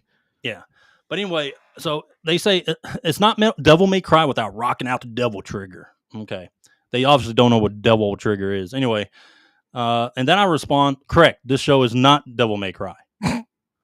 And then next thing I know, 2 hours later, I got like almost 20K views, and like obviously a lot of people agree with this. Yep. And then this one dumbass comes back and he's like, let me pull this up. He's like, see if I can pull this up. Oh, did he delete his fucking? Oh, he did. Or unless he blocked you or us. Oh man, this guy. One guy responded was like, "Oh, shut the fuck up," and then some other guy roasted him. He was just one of your little fucking dweebs that doesn't know anything about Devil May Cry and likes to. These are the guys that shield for these companies so they can continue doing and fucking up IPs. You know, that group. I'm not going to watch this. To shield for these fucking companies that fuck your IPs up. And they keep doing it because they think this minority that keeps shilling for them is like, oh, that's the majority. Yeah, we're going to keep doing this. And if they get a second season of this, dude, I mean, where do they go? I don't know. I mean, you already kind of fucked up some of the... Do you think they'll get a second season? Probably. It's Devil May Cry. So that first initial push of people wanted to watch this because it's Devil May Cry. And then eventually figuring out that it's not Devil May Cry, really. They might get one from the initial push, but I don't think they're going to get past the second season if they continue down this road. And maybe they'll get a wake-up call. I don't know, because a lot of people talking shit on this. So let's talk about IGN. What do you think IGN gave it? They gave it an 8. Of course they did. A game publication that you would think played all the games and will base their review off the games from a game into a TV show gave this show an 8. When it is like 30% of Devil May Cry. Barely that. Well, to be fair, to play devil's advocate, no pun intended, the people who probably played the first ones and the good ones are probably no longer with the company. Devil May Cry 5 is good, dude. I thought it was good. Well, you know what I mean. But I mean, to get the lore, the whole history. We haven't had a Devil May Cry in a while, but, you know. I'm just saying, like, to get the whole lore and history of the game. Yeah. Yeah, I can agree with that. But anyway, so this is the old lady design, right? I mean, this is who I knew Lady of. Lady's design from Devil May Cry series, the one that made her so popular back in the day, long before the modern Netflix viewer tried to rewrite history. That's not even the same person. Netflix writer, designer tried to rewrite history. Yeah, that's not even the same person at all. But anyway, I mean, that's not even her in the series. It doesn't look like that. All right, so let's keep going. Got that. Devil May Cry. I think that was it for that. Oh, here we go. Yeah, this is IGN score. 𝐼𝐸 and Studio Mir craft a fun video game adaptation that doubles as a deranged, bonkers, and bold homage to an indictment of the 2000 Americas. But that's not what I want. Yeah. I don't want 2000s America. I want 2000s Devil May Cry. I don't know. I probably want 2000s America back too. That'd be good. That was some good times back then. But I don't want it to be part of Devil May Cry. That's true. I don't want us invading hell like the fucking Middle East and have demons wear fucking turbans. Like, who thought of that? I wonder if they got a mall in Devil May Cry. And families in hell? Like, how does that fucking work? You think they got Chinese buffets in Devil May Cry hell? They have races in hell, too. They have different races. That's how it works. Do you think they have Chinese buffets? In hell? In Devil May Cry hell?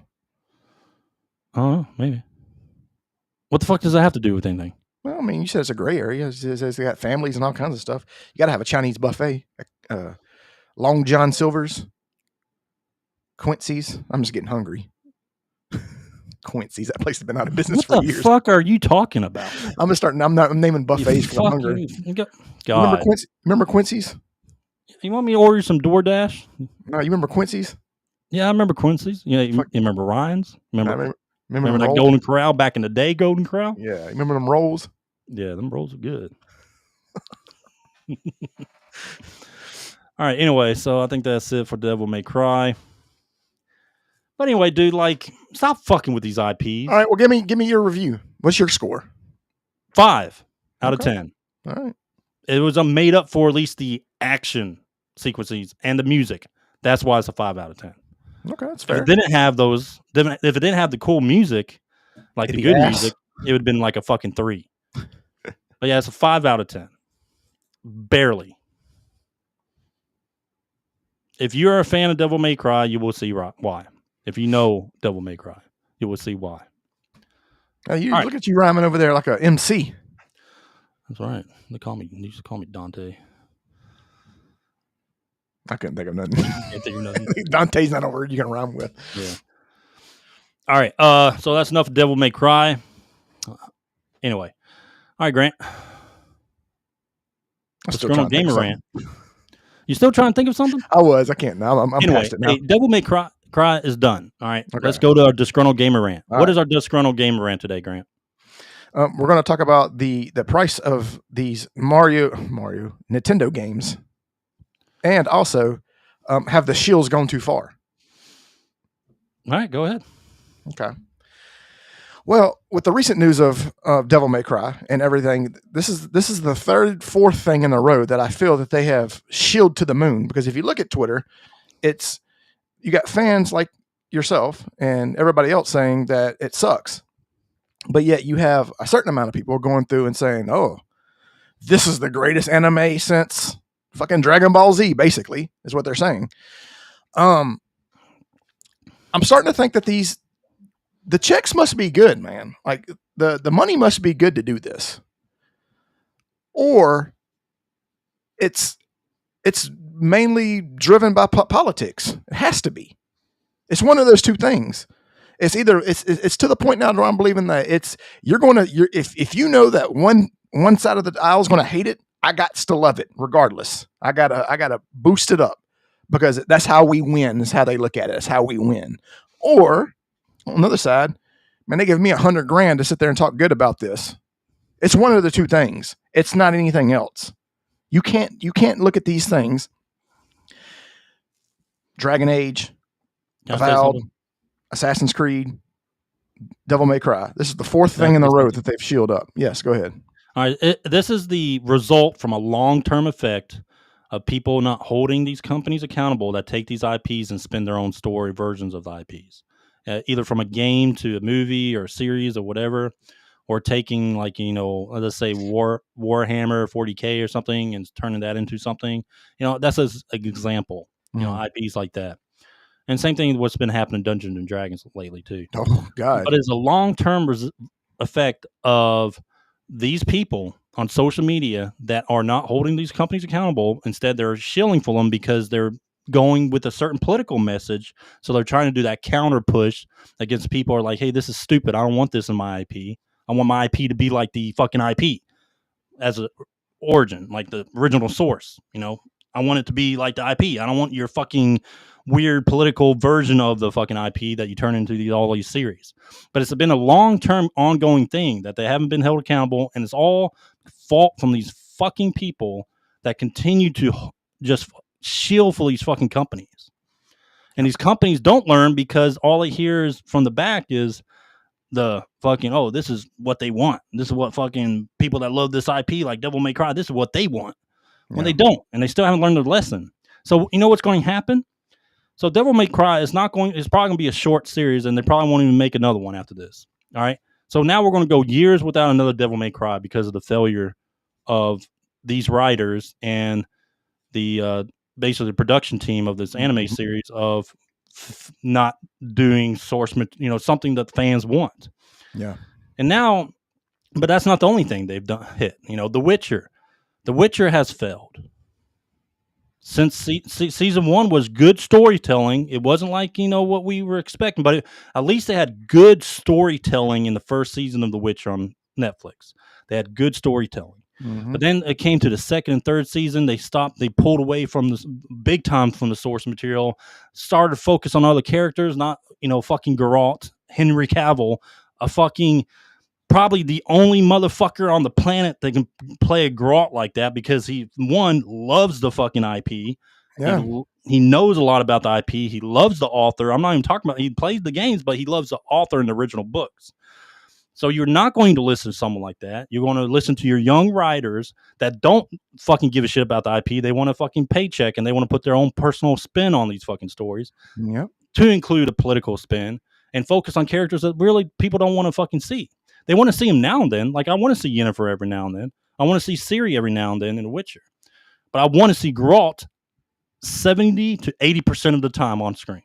Because he's what? The Witcher. The fucking Witcher. Exactly. But this is just a long-term domino effect of people not holding companies accountable. It's like, listen, we want these IPs that you're going to turn into these shows or movies or series to last long. So please get it right the first time. But they don't learn. And then it's happening again with the Devil May Cry. It just keeps on a fucking roller coaster fucking ride of fucking with these IPs. And then...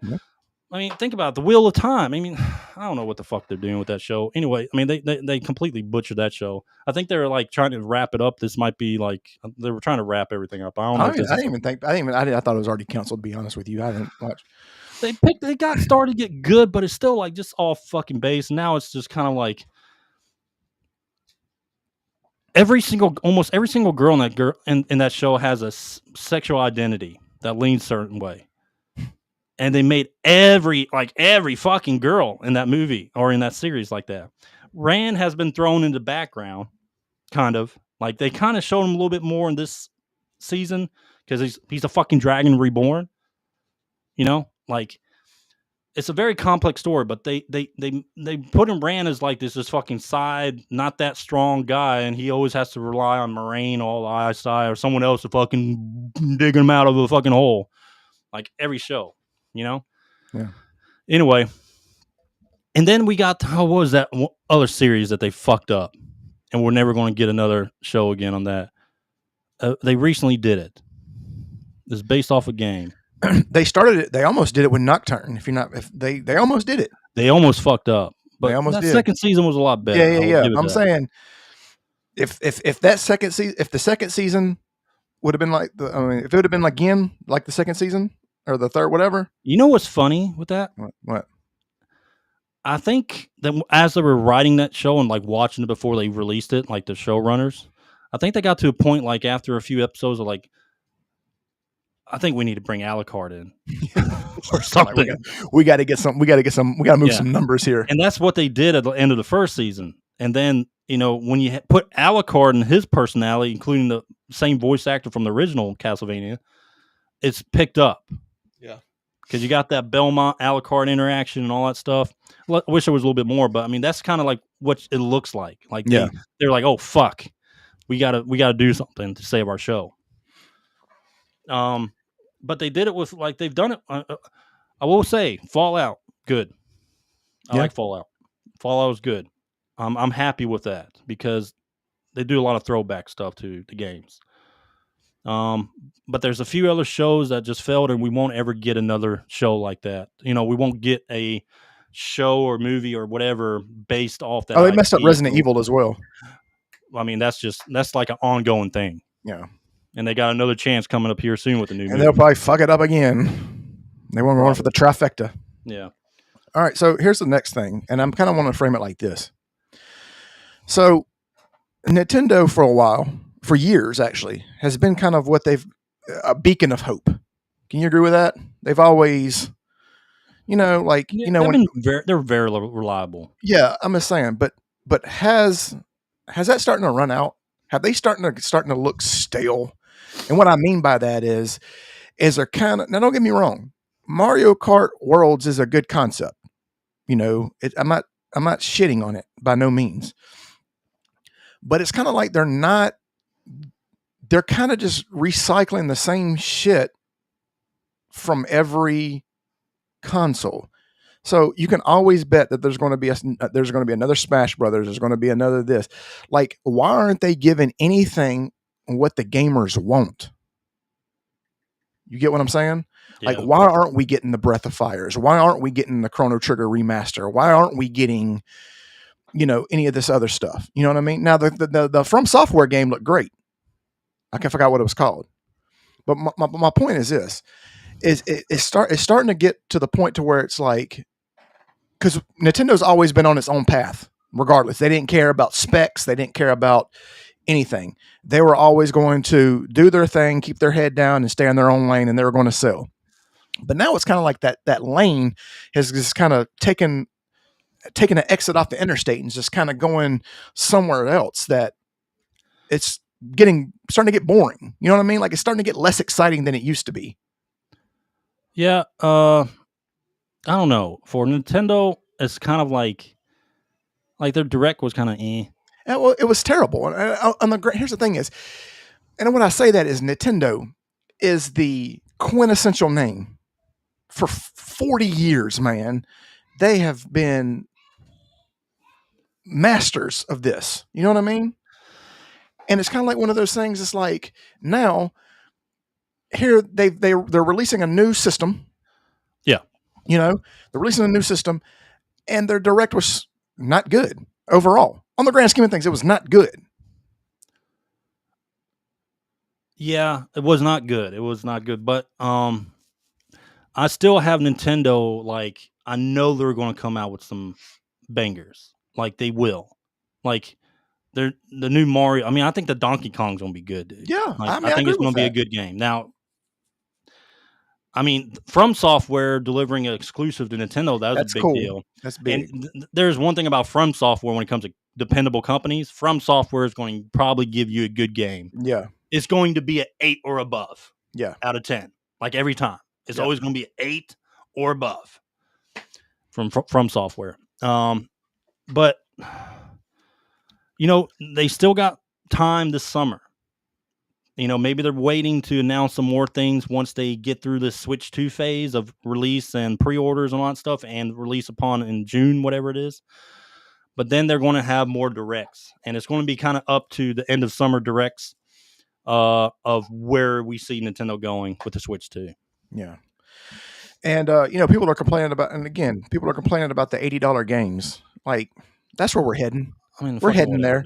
Like, I mean, soon PlayStation games will be $79.99. Just get used to it. Does it suck? Yeah, but I mean, how bad do you want to play it? So I mean, it's what it comes down to. Yeah. Here's the thing: is they're about making money. They're going to sell. I will say this: there's a possible upside for Microsoft in this right here, depending on if they keep their Game Pass as is when it comes to price wise. There is a good upside finally for Microsoft going forward for these tariffs. That is true. It is. It's, if you think about it, like, their decisions have been shitty lately, but when it comes to Game Pass and their Xbox Everywhere thing, like, Microsoft could be beneficial. Maybe that's Philip Spencer's whole plan. He's just like, good. He's sitting back. He's been playing the long game this whole time. He's going to come out like the big genius at the end. But I mean, that's interesting, isn't it? It is. Like, we're American made. We will never increase our prices on you. But this is what's fun about gaming, right? Like, these shifts sometimes. Like, we think Microsoft's down in the dumps right now, right? Like, they're just pretty much all their games are going to be on every fucking console, pretty much, right? But now we're looking at these tariffs and fucking the price of games, and Xbox is sitting here with the Game Pass, which is legit. Yeah, I like Game Pass. And like their Xbox Now stuff or Xbox Everywhere stuff, it's kind of like, holy shit! And they're an American company, right? That's right. You know, it's curious. It's just something curious to think about. Now, do I think they're ever going to beat Sony PlayStation? Probably not. You know, but they could they could play catch up during this time. Philip Spencer's probably asleep. He probably don't even know what's going on. He's probably like, what?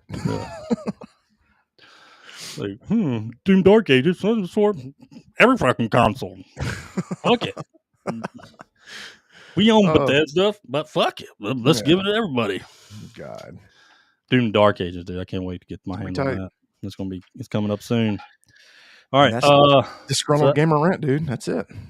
Damn, I forgot to share our Disgruntled Gamer Rant image. That's all right. Huh? What are you talking about? I'm talking about it's all right. I want to share it real quick. Just end it. All right. Look at that. Disgruntled Gamer Rant. Oh, you're too late. Nobody cares. Everybody's already. I know. All right. Anyway. All right. Time for that top 10. It's time for that top 10. 1 second. All right, so our top 10, we got a top 10. We didn't quite really know how to phrase it. So it's going to be a top 10. I think we called it. Let's see. What did we call it? Oh God! Let me tell you. What did you? I forgot what we called it. As soon as I leave the podcast, you're like, "Oh fuck! What the fuck?" No, I forgot what we called it. I wrote it down. I was looking for what we called it. I want to leave just for like 10 minutes. Oh man, the numbers would go through the roof.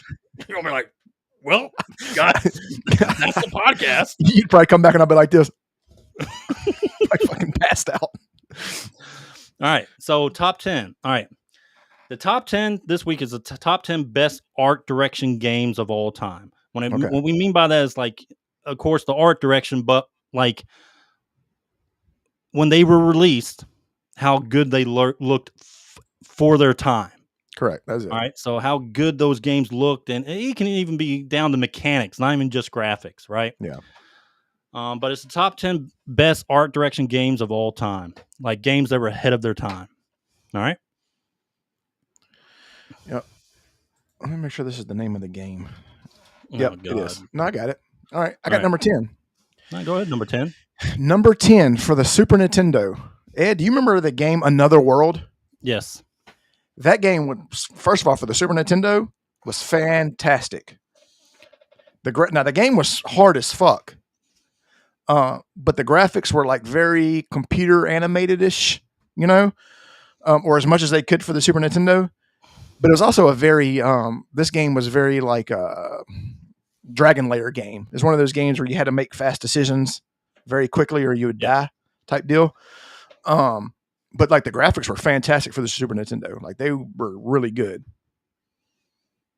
Yeah, they were really good. Yeah. All right, Grant. My number 10. Go to my top 10. All right, my number 10 is Shadow of the Colossus. Okay.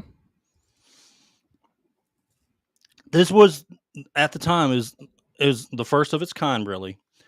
But just the grand scale of fighting something that big, and basically every Colossus was a level.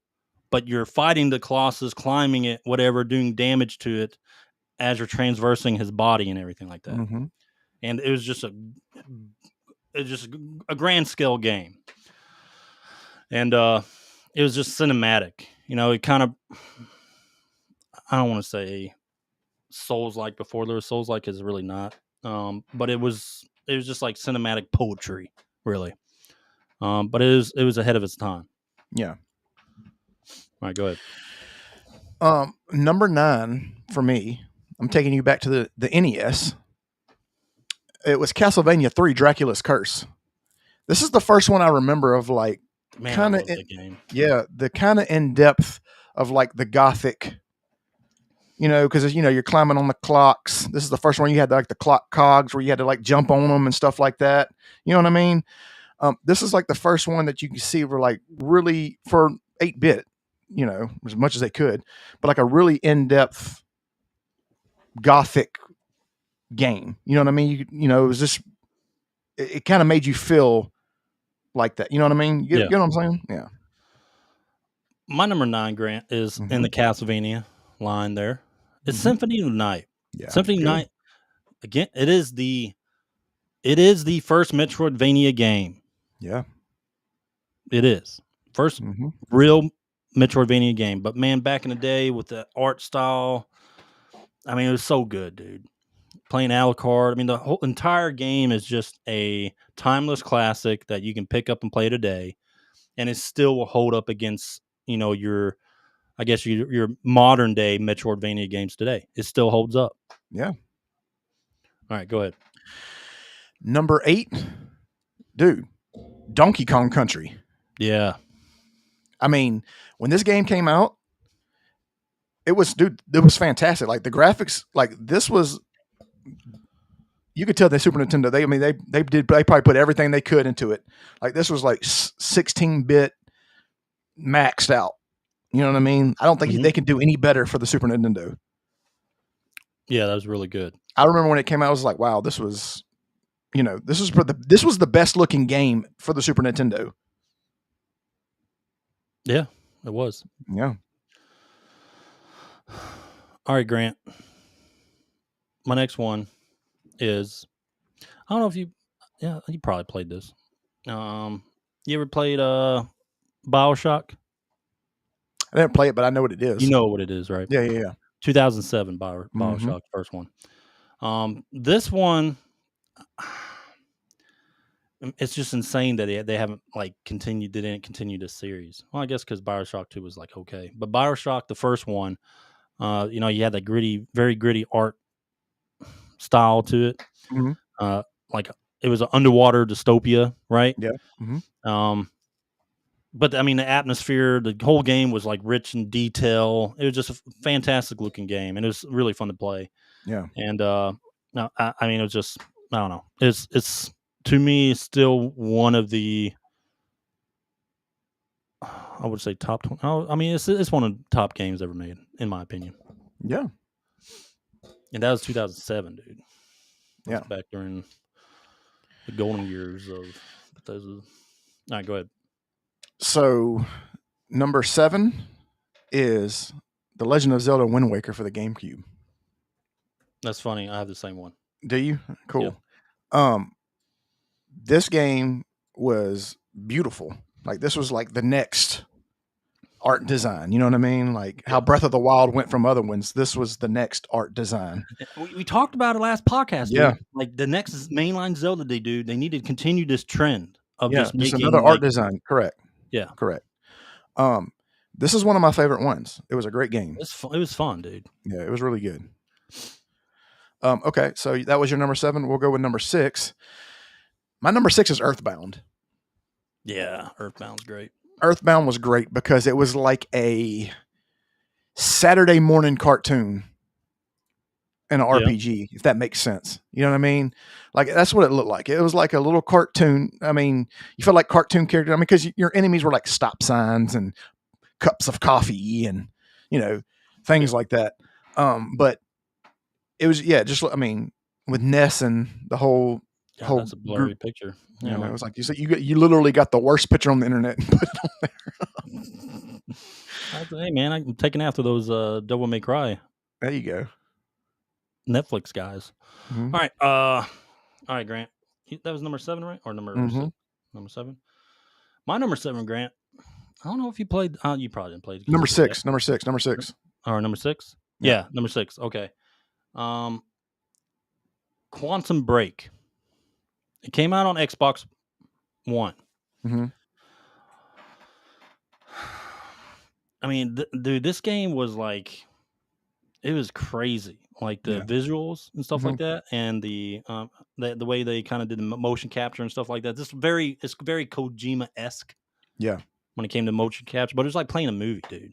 But I just remember this. I mean, it was fun too. Overall, the game was fun. Gameplay was fun. But I just remember it being ahead of its time when it came to motion capture and movie cinematics and stuff like that, and the way the gameplay was with the distortions you could do.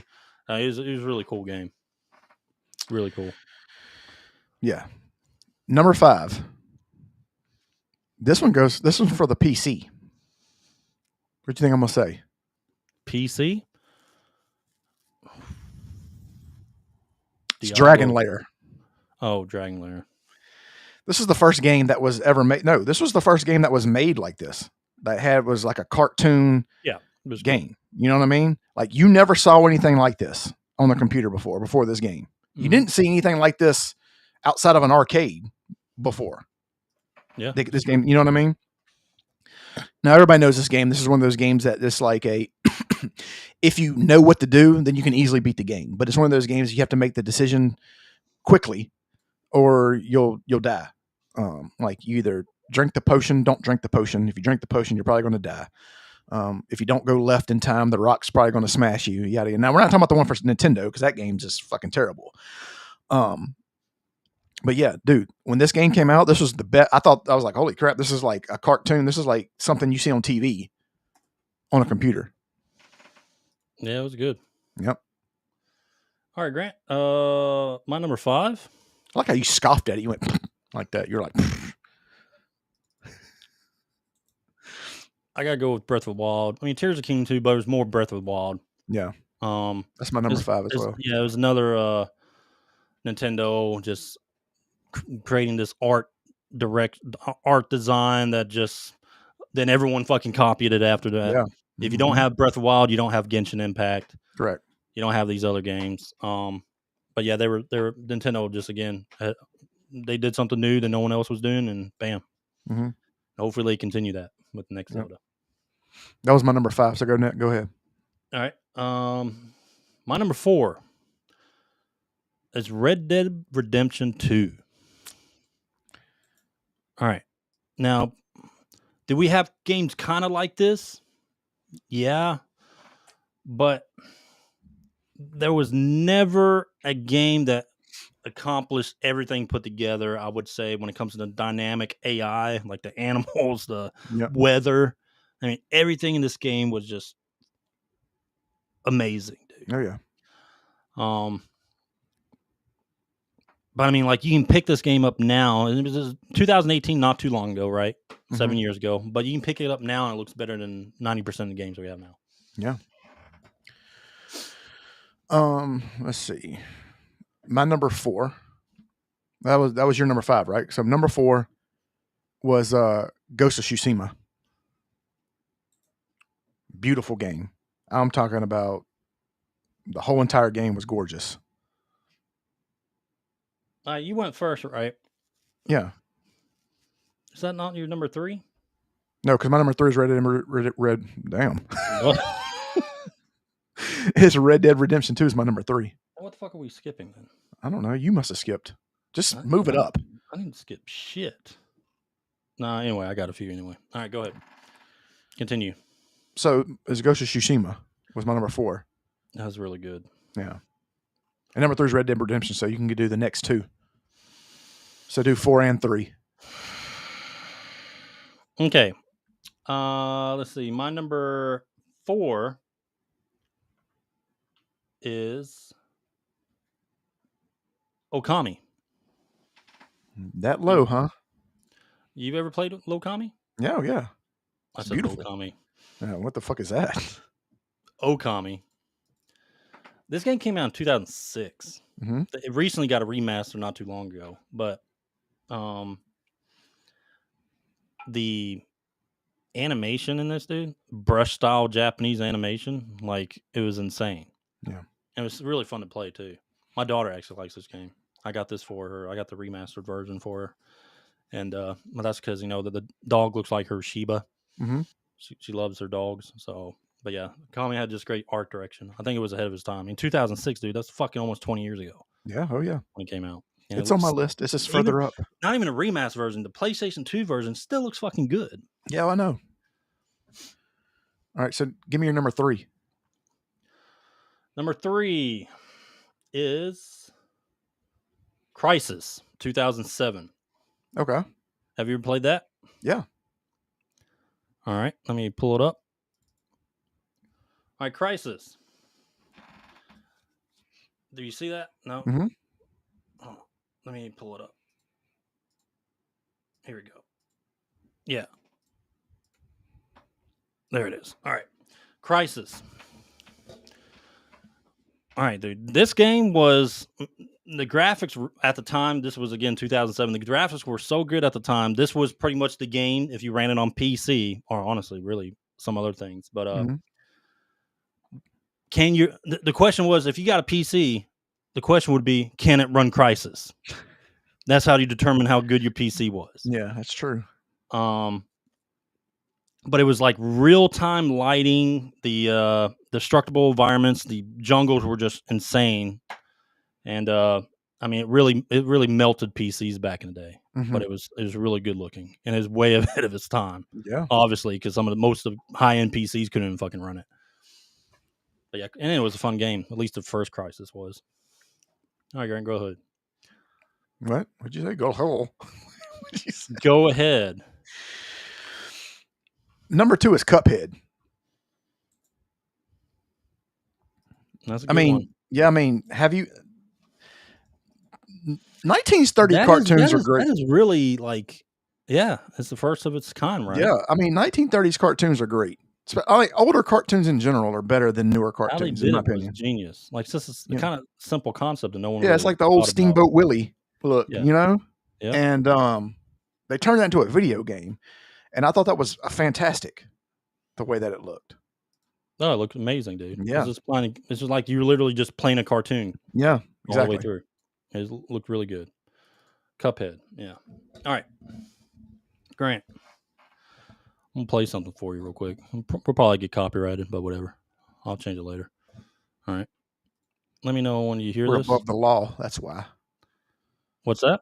So we're above the law. Yeah, we're gonna get copyrighted after this. You are. All right, so I'm gonna play something, Grant. Okay. And you let me know. Actually, I don't want to share that. I want to have to hide it. Let me see if I can hide it. There we go. All right. Now I want to share it. I'm going to play this song real quick and tell me if you know it.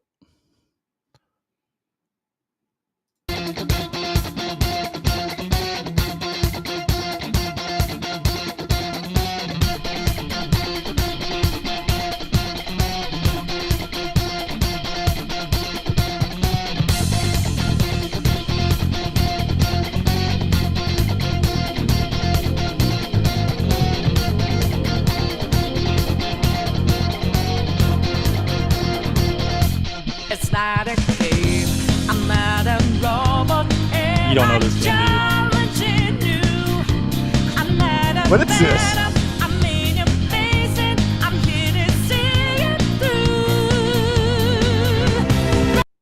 I guarantee 90% of people that are actually listening to this podcast knows exactly what game this is.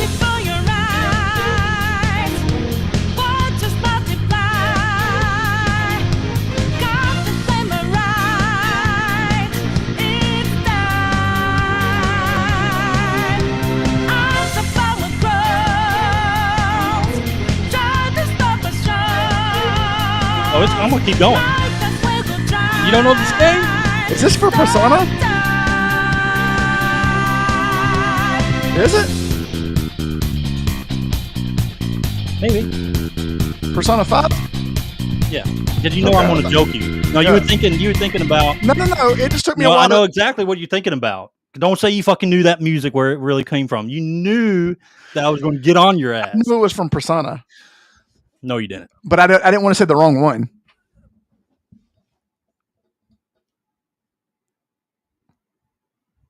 Have you played Persona 5, Grant? I haven't played Persona 5, but I knew it was from Persona. You know it's from Persona 5 because a few podcasts ago I literally played it and fucking joked you for like. No. What I'm saying is because this sounds like music that's from that game. That's what Well, it's the kind of music they put. You haven't played the game, so how the fuck do you know that? That's why I just chose it. That's why I just picked it. No, you picked it because you knew I was looking at you. Unjokeable. I've dodged the bullet. So you know that we out there. All right, anyway. Persona 5, dude. Fucking amazing soundtrack. Great game. I mean, really a lot of the Personas are great games, but great game, fucking great ending if you did, certain things right. Cool story. I mean, like, it's not like this wow fucking, next gen graphic looking thing. It was very anime, of course, but like the comic book and that's the cool, like the music and the comic book style, like transitions and stuff like that, dude, just made this game fucking, what the young kids say nowadays, slap. Oh, it made it slap. How do you do, fellow kids? Then, along with the comic direction, Grant, the music is still one of the best soundtracks to date, if not the best game soundtrack. And I hope Atlas, when they decide to do Persona 6, dude, they fucking bring it again. Because Persona 5 is one of the, if not, it is a top 5 Japanese RPGs of all time. It's easily that, right? Easily. I mean, God, you can probably put a couple of Personas on that list, but it really is. But I'm glad you said Persona, Grant, because I was about to get you. Not to get you. Dodge the bullet. But anyway, yeah. So my number 2 is one of the best RPGs of all time, Japanese RPGs of all time, is Persona 5. So cool, dude. You got to play this game, dude. The Persona 5 Royal, I guess the more up-to-date version, it's still fucking holds up, dude. Like it slaps. Awesome game. Yeah, it slaps. It slaps. All right, number 1. It's Okami, man. Yeah, Okami's great. The way that, first of all, like Japanese art is beautiful. Like it's just gorgeous. And the fact that they took that, they put this into a video game, and the way that everything moves and it's just, dude. Like I said, man, you can pick this game up right now and play it. Dude, like it's the original version. It is a gorgeous game. Like gorgeous doesn't even describe how game. This is like an art in a game. This is artwork in a game. Like I have yet to see something that's, I mean, here's the thing. You could talk about, we're not talking about graphics. We're not talking about good graphics. You know what I mean? We're talking about, I mean, the art style for this. It's just gorgeous, man. Like I don't even really know what to say. Yeah, it's really good. Yeah. Really good. Before I give my number 1, I do want to give this one out. Because this was I really wanted to, I just didn't know where to put it. But I did want to talk about this one. It's Ori and the Will of Wisp. Okay. Not like next gen stuff, but it's a Metroidvania type game, right?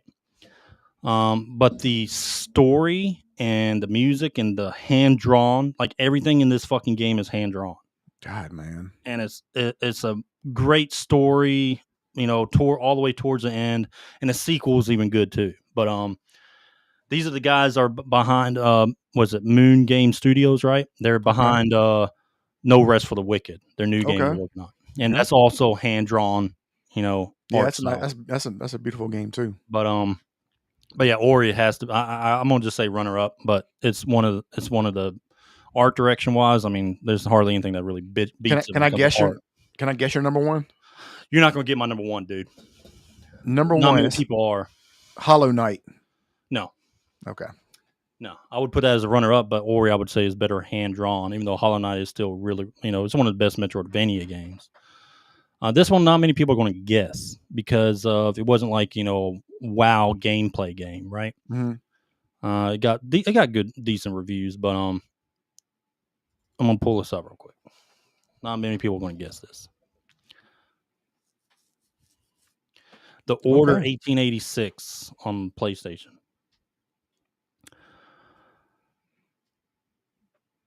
Gameplay can be desired, okay, with this game. Mm-hmm. Gameplay is it's okay. All right. Yeah. But let me tell you, dude. Really most of the game, but midway through, dude, the visuals were like, this was like what? PS4, right? Mm-hmm. The visuals were like fucking movie cutscenes. The end gameplay. Yeah.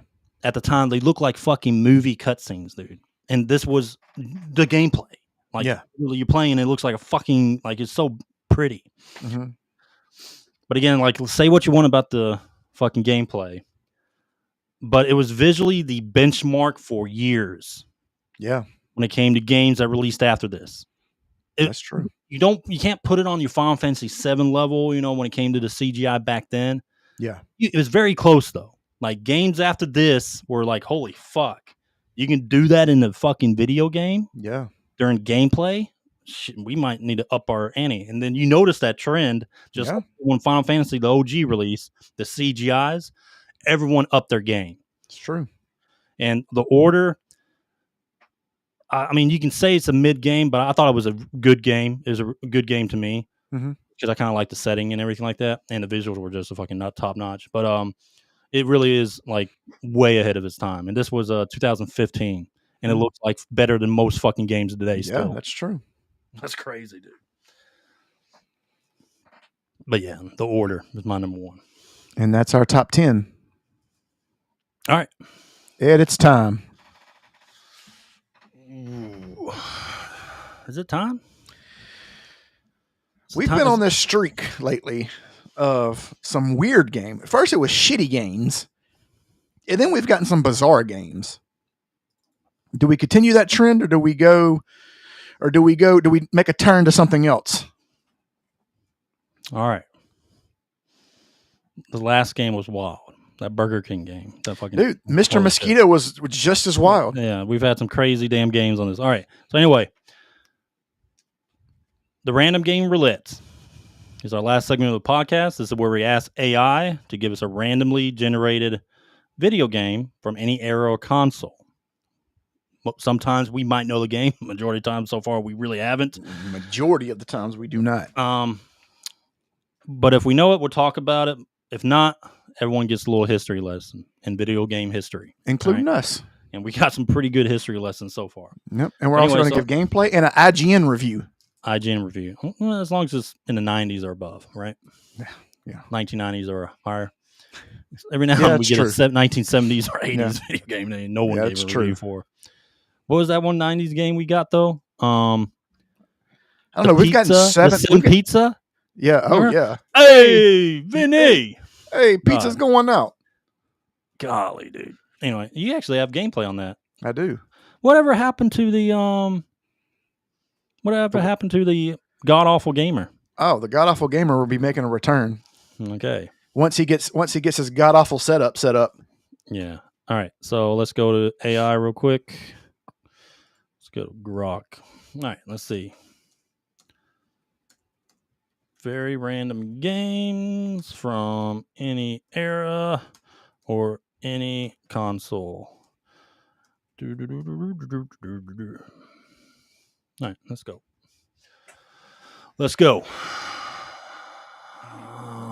Thinking. We already did Chibi Robo. Let me refresh that. We sure did. Let's not do that again. All right, let me refresh.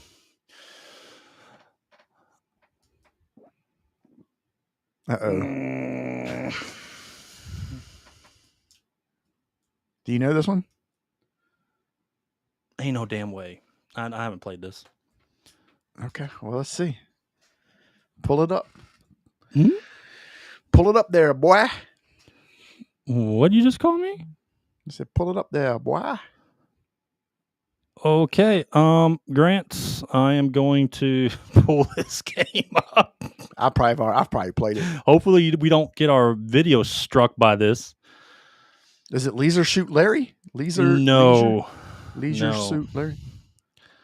All right, let me find a picture. Was this like Hugh Hefner's Playboy's Playmates or some shit like that? Ain't no damn way they made this game. I mean, they obviously made the Burger King game, so I guess they did. Okay. Let me find a good image.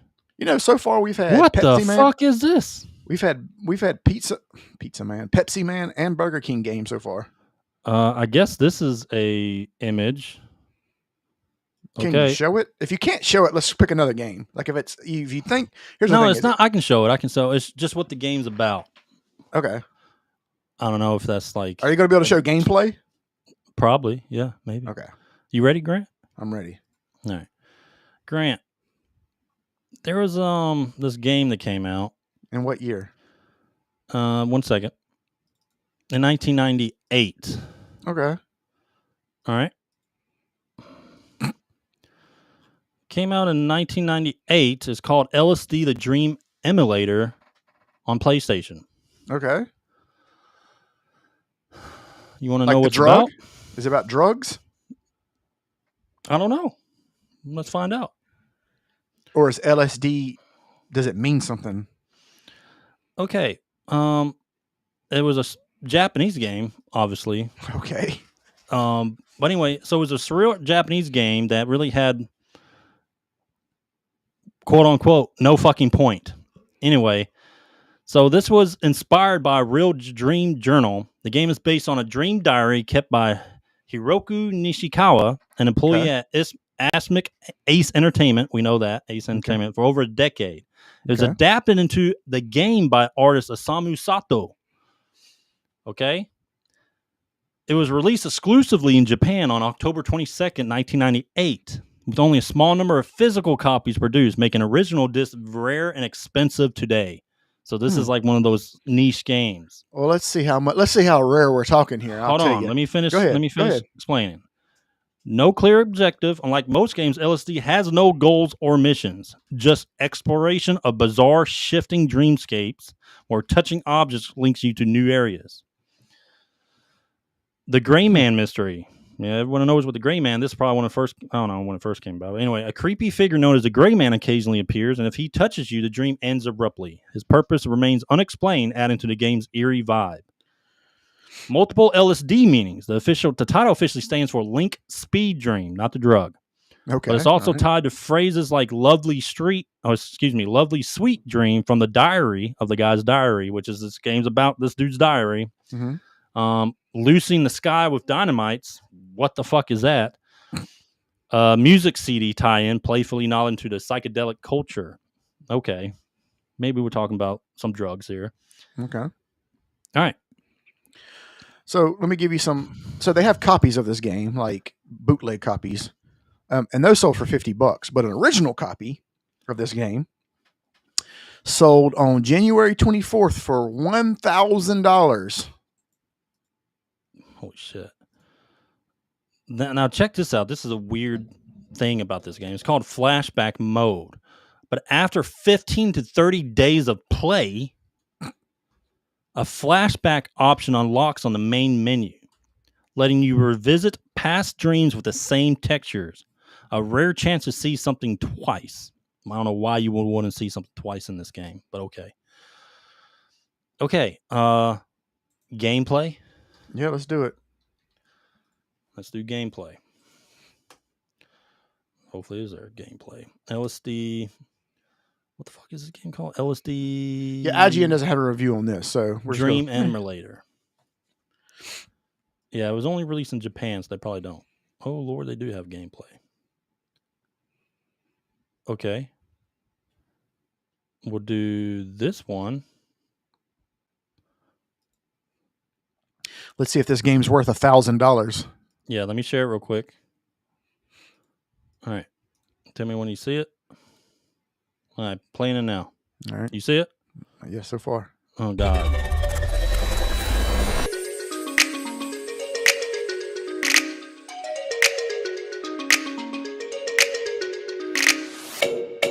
Whoa, bro. Whoa. LSD. Oh, yeah. Oh, God. Yeah. Here we Boy, go. if you trip in this game, it's probably like, oh, yeah. Those sumo wrestlers? Seeing all the colors, brah.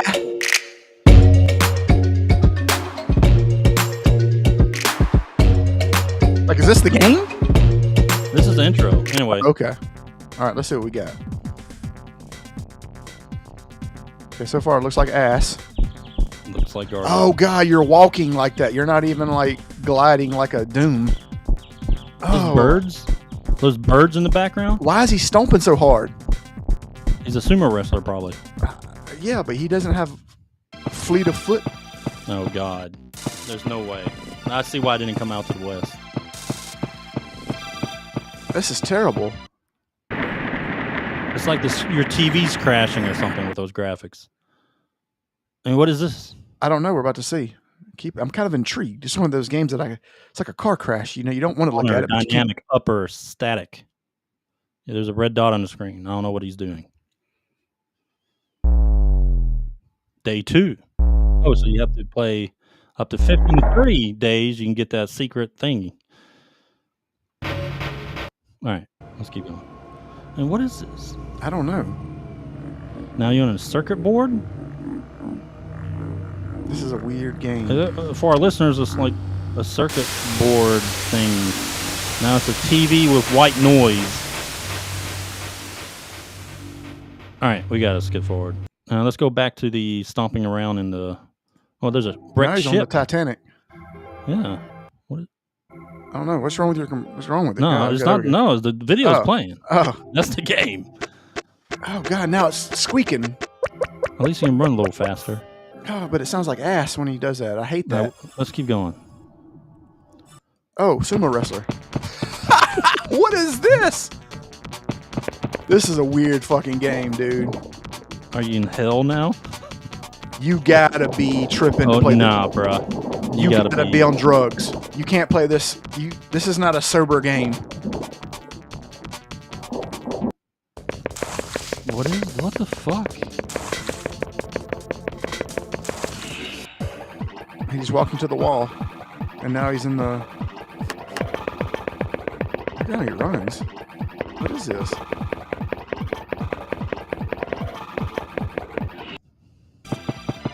Uh-oh, look at that big giant woman. Oh, you can walk into her and go.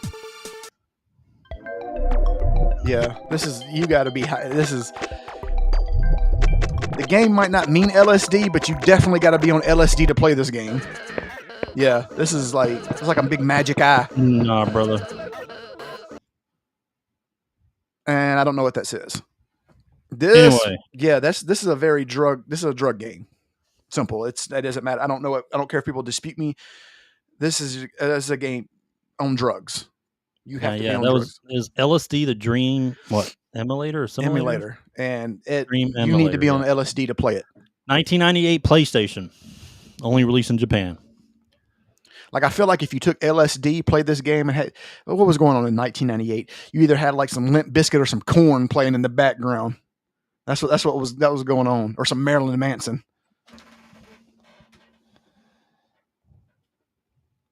The track continues of crazy ass games. Well, all right, guys, that's the podcast. We appreciate y'all tuning in. No, we did 2 hours, man. This flew by. Thanks for joining, everybody. Yep, thanks for joining. Go follow us on Appreciate it. TikTok. You gonna let me finish? Listen, man, I'm just giving a shout out to our listeners right now. How about you go play LSD?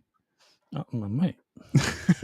No, I'm still doing first Berserker Kazan. Okay, well, Kazan these nuts. Please go.